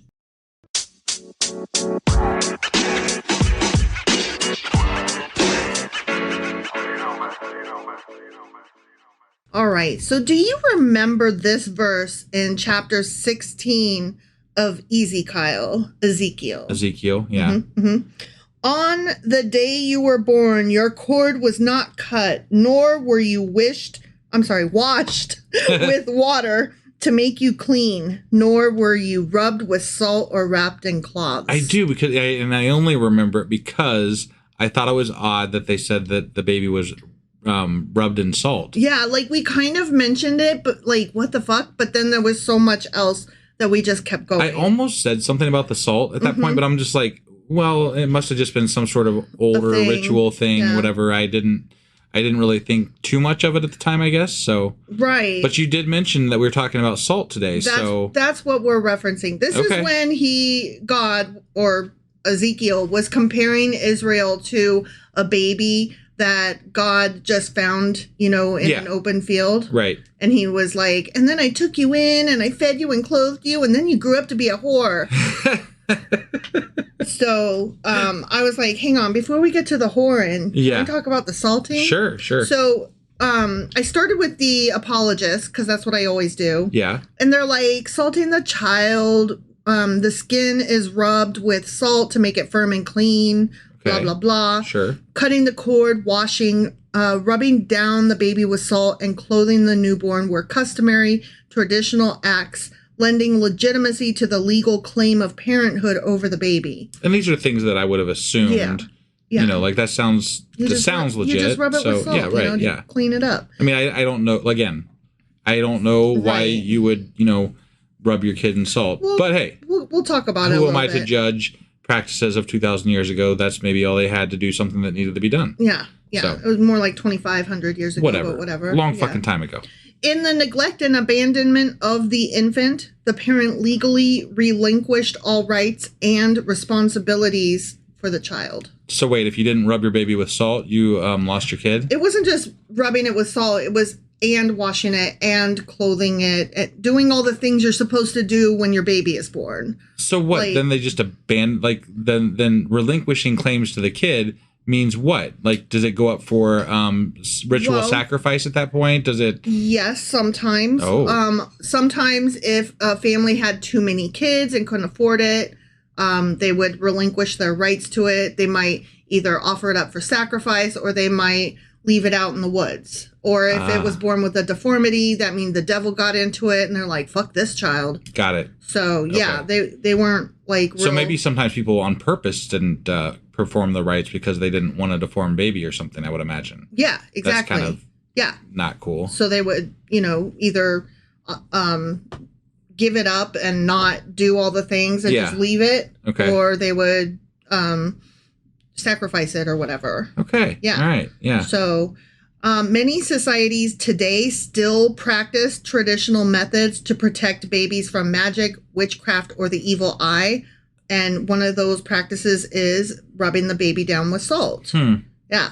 Some of these traditions bring psychological relief for the family, but unfortunately, some may delay the treatment of a disease or even cause harm to the child. Oh, yeah. Okay. Because if you rub the baby too hard with salt, obviously, it can cause an abrasion. Yeah. Or if there are skin conditions, you might be worsening them. Or if there's like a rash, you might be spreading it. Right. Those kinds of things. Also, the kidneys are not fully developed enough because sometimes they would take the salt inside the baby's mouth to, make sure it has clean breath and to wash all evil spirit out, right? Oh, my God. Yeah, and if the baby gets too much salt, their body can't process it, and so then they die. Wow. Yeah. Wow. So one of the traditional practices performed still today in some parts of Europe and the Middle East is salting of babies. Along with the symbolic and life-giving nature of salt throughout history, salting has been part of traditional practices for millennia.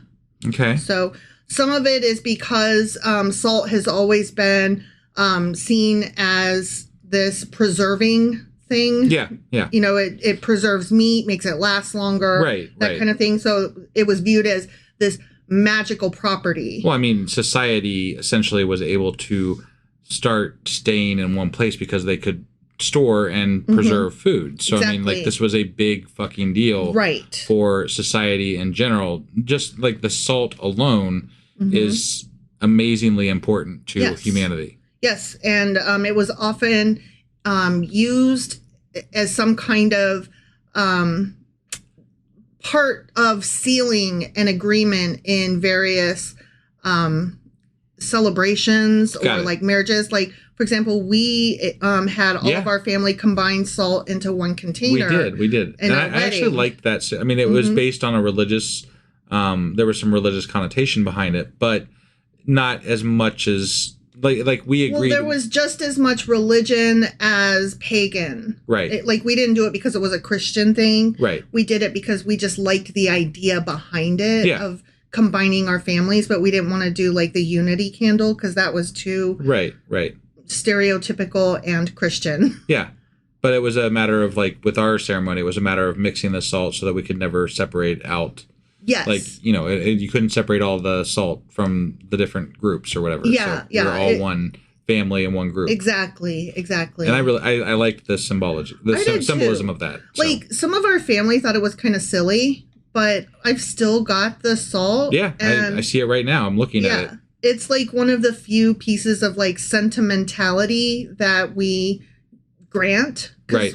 We're just very much like, whatever, we're married, I love you, you love me, the end, right? I mean, to be fair, it's on a what would be considered an old DVD case sitting by the front door. So yeah. Inside one of those, like, treasure chests that you get from Michael's. right. That I think my brother-in-law, like, painted silver or something. Yeah. So, I mean, it's more goofy than anything, but it means a lot to us. Yeah. So it's just fun. And it does. I think the story and the symbolism more than anything means something to us. That's all. Yeah. So, yeah. That's true. So, Homer, you know, not From the Odyssey? not Homer Simpson, but dude that wrote the Odyssey or whatever. Yeah, right. Or not that wrote it, but was the first to record it. Sure. Okay.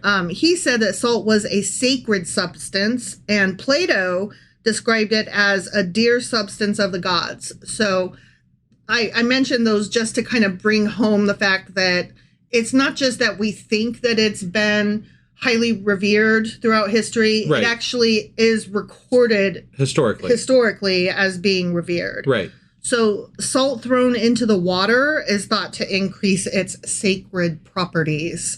So also, like, even still today, a lot of times if people move into a new house, they'll be gifted salt to throw over the threshold, and that's supposed to grant them luck or something like that. Right. Luck or prosperity, or to block out evil spirits. Or, I mean, even in, like, the show Supernatural, they would draw circles of salt to keep the ghosts out. You know, like, it's just always been a thing. And I know there's an old wives' tale or whatever, an old superstition where if you spill salt, you have to, like, throw some over your shoulder or something like that. Yeah, I don't know what that's all about. I wish I had thought to look that up. Like, what is that about? But maybe we'll talk about that another time. But there's a lot with regard to salt in our collective history of human beings. Yes. You know, like, it's definitely present. Because it is an abrasive too, it is good for cleaning. Like, if you have like one of those skillets that you're not supposed to like toss in the cast iron skillets. Yeah, the cast iron skillets. You can actually wash it using salt. Yeah, it's suggested that you do that because like that actually preserves a lot of the, you know, stuff that you want to keep on the cast iron skillet. So right. So a lot of people in early times knew that it was a great cleaning agent, so they applied that to humans and to skin, and particularly to babies who came out looking slimy and gross. Sure. So it helped them, you know, clean the baby off real quick. But you don't want to put salt on the wound. Never put salt on the wound. Don't do that. Yeah. So salting is performed as part of rituals of redemption. In the Bible, scrubbing with salt was among the practices recorded immediately after the birth of a baby. Okay. Which kind of what I just said. Yeah. This practice is maintained today among some Jewish communities, as well as in Syria, Palestine, Jordan, Qatar, North Arabia, Western Iran, and Turkey. It has spread to some parts of the Balkans and Greece through the influence of the Turks. And I will mention that while I was researching this, the people who seemed to still ascribe to this were either Turkish or Mexican. Yeah. Really? Yeah. Okay. Like your old wives' tales and stuff. Yeah. Like I read one story about, like, on Reddit where this mom was saying, "Am I the asshole for yelling at my mother-in-law?" Because we had told her we don't ascribe to such nonsense, but then the baby was having a sick tummy, and so one day when the old mom was babysitting, like the grandma was babysitting, she rubbed the baby's belly with salt and olive oil. Mm-hmm. And, like, the mom was like, it's not that what she did was harmful to the baby. I'm sure it, was nothing, but it was the fact that she did it, even though we had explicitly said, don't do it. Yeah. We don't want to rub our baby with salt. Thank you. Sure. So anyway, that's irrelevant. My point is that this was a Mexican family, and I saw lots of stories of Mexican old women doing these old wives' tales, as well as Turkish families that still ascribe to these. So I just thought it was interesting when you're kind of breaking down where these stories have gone. Older cultures, it seems like, is where it kind of resides still, is what it sounds like to me. Yeah. So the old wives' tales are still alive and well. Sure. Yeah. Immediately after birth in these stories, the baby is salted to prevent a bad smell, to prevent sweating and rashes, and to ensure a nice, smooth, puffy body. Salting babies is also thought to bring abundance and blessings to the newborn, as well as to ward off arrogance. Don't be arrogant. So your mom should have washed you in salt. Oh, I see. Yeah, okay. I like that. Yeah, right. Yeah, you need to wash up with some salt. Right, yeah. You're a little arrogant sometimes. I am. But, I love you. Sprinkling the newborn with salt as a ritual signifies integrity, purity, and dedication. This is patterned after salted offerings made to God. I didn't even know there were salted offerings made to God. A lot of the peace offerings and the other, I forget, the sin offerings. I remember those. I just don't remember them mentioning salt as part of that practice, I guess. So, man, I just probably am not remembering correctly. But I don't specifically remember, but it goes along with the same thing. Sure. So, although there are cultural differences, salting may be performed on the 3rd, 4th, 7th, 20th, and 40th days after birth. Okay. So, sometimes you just do a one and done, but then in some cultures, or even from family to family in the same culture, it might differ. Yeah. You might come back on these other days to do it again, to re-up. Make sure it takes. Yeah. All right. Or it may be like you only do it on the 7th day. Or whatever. Like, these are all the various days. Sure. Some only and some more than once. Different groups have different rituals. Right. And again, it's not just the different cultures. It can be different from house to house in the same culture. Right. They can't even agree on like what and where and how much. Yeah. So this practice is performed by scrubbing the baby's whole body with salt, especially the neck, armpit, perineum, feet, palms, and inside of the mouth. So, all the places you might stink most. Yeah. And not good, Right. It may be performed by washing the newborn baby's body with fine salt alone or with salty water, which salty water might be a little bit better, but still let's not. Right. And a lot of times honey and sugar may also be added to salt to be applied to certain parts of the body. Interesting. And I'm like, but that's so sticky, though. Right. Yeah, that seems to be counterproductive, but hey, whatever. Although honey is renowned for having a lot of healing qualities to it. So, I don't know. Anyway, current findings indicate there is a good reason that such a procedure is not advised in practice today. And medical professionals caution that parents, grandparents, and caregivers need to be extremely wary of salting an infant. I would imagine. Even small amounts of salt can be dangerous for babies' kidneys and organs, which are not equipped to handle more than what is found in their mother's milk, which that tracks. Yeah. However well-intentioned, salt applied to an infant's skin and in its mouth can be harmful or worse, fatal. Wow. Yeah.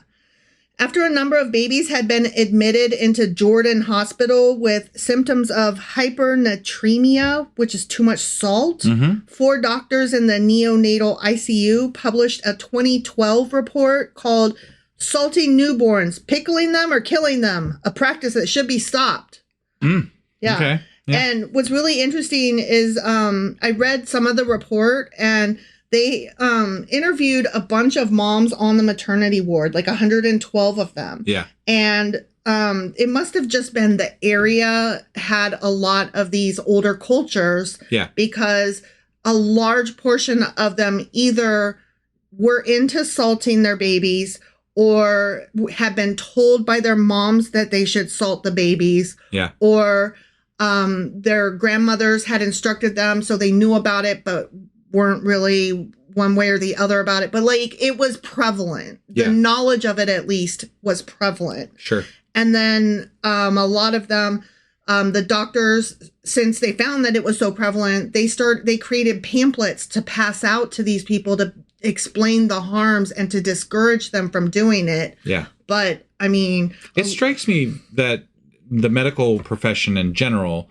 throughout history has been put in a very interesting place in society with regard to teaching people the harm of their traditional practices.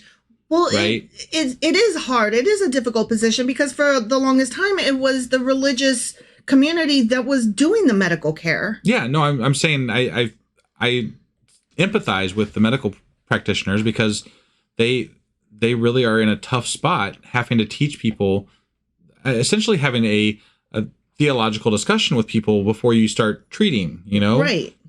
They're like, thanks for all that you've done for centuries, but we'll take it from here. Right. And like the older cultures are like, I'm sorry, excuse you?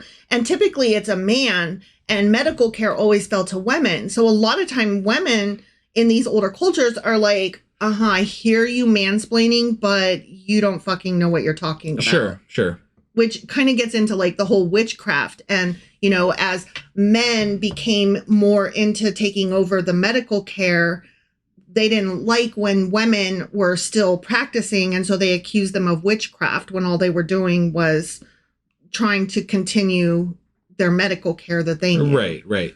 Yeah. So it's just interesting. The whole, like you brought up, the religious versus science and how they haven't always been on the same side. And sometimes they were switched from where they are today. Right. And I guess the part that I find interesting is just the direct confrontation that is forced because of science is butting up against tradition right here, right there in that medical treatment facility, right? Yes. Like you literally have the scientist and the patient. And the patient is saying, I want to do things this way. The doctor, the scientist is saying, no, that's not correct. Like there's literally a theological divide, one person to the next, which you don't find that in many other areas in society. I mean, it wasn't so long ago that nurse, I can't remember how long ago, but it was only a few hundred years ago, that the nurse involved in this, and I think it was like during the Civil War or something, was like, you're carrying germs, sir doctor, from one patient to the next. Right. I think maybe we need to wash our hands between patients. Yeah. And she was like laughed out. Right. Until like some other doctor took up her cause and was like, actually. Right. Yeah. Yeah. So, I mean, that wasn't that long ago. Yeah. So no, it wasn't. It's very interesting. Yeah. No, it's one of the reasons I love science because it's constantly evolving from, practices that are archaic and harmful. Even in itself. Yeah. Harmful even in its own community. Right. Yeah, definitely. Did you have anything else for us today, or was that pretty much it? That was pretty much it. Just wanted to talk about how we like to salt our babies. Okay. Well, before we hop out of here, I have one thing that I want to say because I have to say it out loud to our fans because it's something that we were watching the other night, and I really wanted to tell everybody about it. And I think it's a fantastic idea. And if anybody has the ability to do this, I think you should. So you all know that we love Star Trek. We do. Yeah. We do. So we were watching Voyager, and it was the end of a season going into the beginning of a new season. And there was this It was going into season 4. Yeah, okay. There you go. And the episode that we watched had the Borg in it. And they were being destroyed by this other race of like bug things or whatever. It looked like the xenomorphs from the Alien franchise. Yeah. So, but there was a point where the crew was walking around on the Borg ship. The Voyager crew was walking around on the Borg ship, and it was like a haunted house. And you were so taken with this. I was. I think it's a fantastic idea, and I looked it up. There are no Borg haunted houses out there. There needs to be a Borg haunted house. It'd be so fucking cool and creepy and awesome. I think that is like somebody needs to make that. They'll make like it's probably going to be in Vegas, right? You got to do it in Vegas because where else the fuck would you do it? Right. I just can't imagine anywhere else you would do it. But like A Borg haunted house. It needs to be a thing. There used to be an Enterprise in Vegas. There did. And I'm very disappointed that you never took me there before it I'm very sorry. Because we were going to go repeat our vows there If one somebody day. builds a Borg haunted house for us because of what we're saying, I will fucking go to that Borg haunted house wherever the fuck it is. Okay? But I need somebody to make it. And it needs to happen, in my lifetime, and that would be amazing. Now, see, what I thought you were going to bring up with regard to the Star Trek thing was the fact that in this episode, we were introduced to 7 of 9. We were. And we only recently finished watching The Next Generation before we started watching Deep Space Nine and Voyager in conjunction with each other. Right. And we both swear, both from our childhoods as well as from our recent viewing, that 7 of 9 was fucking introduced in The Next Generation. Right.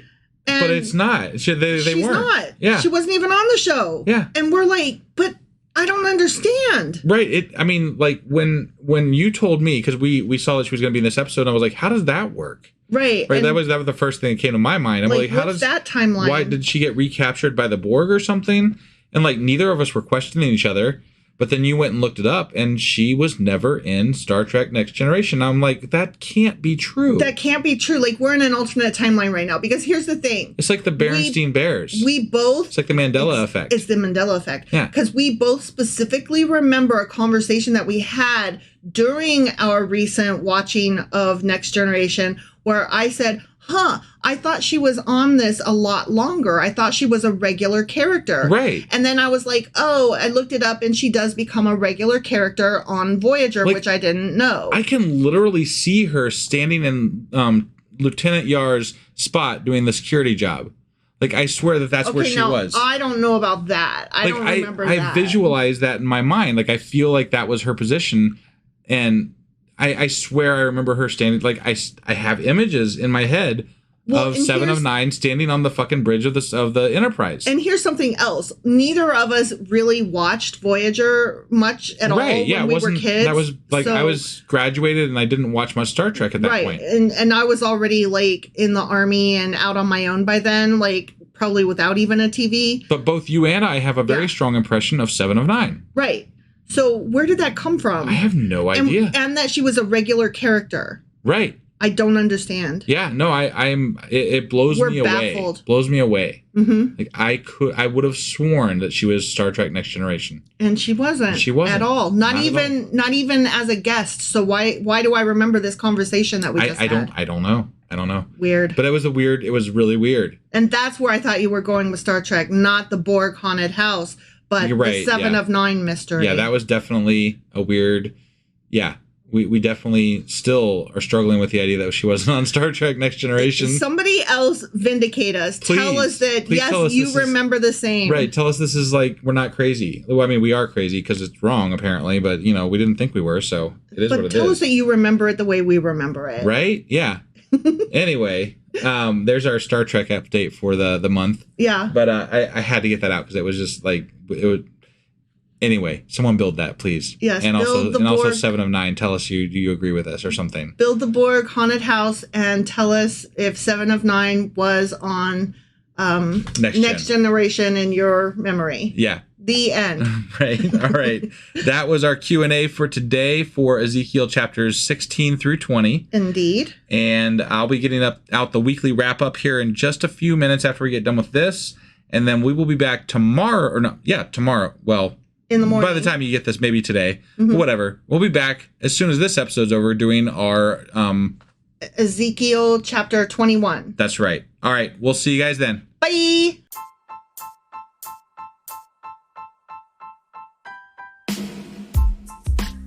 Hey, wife. I guess that's the end?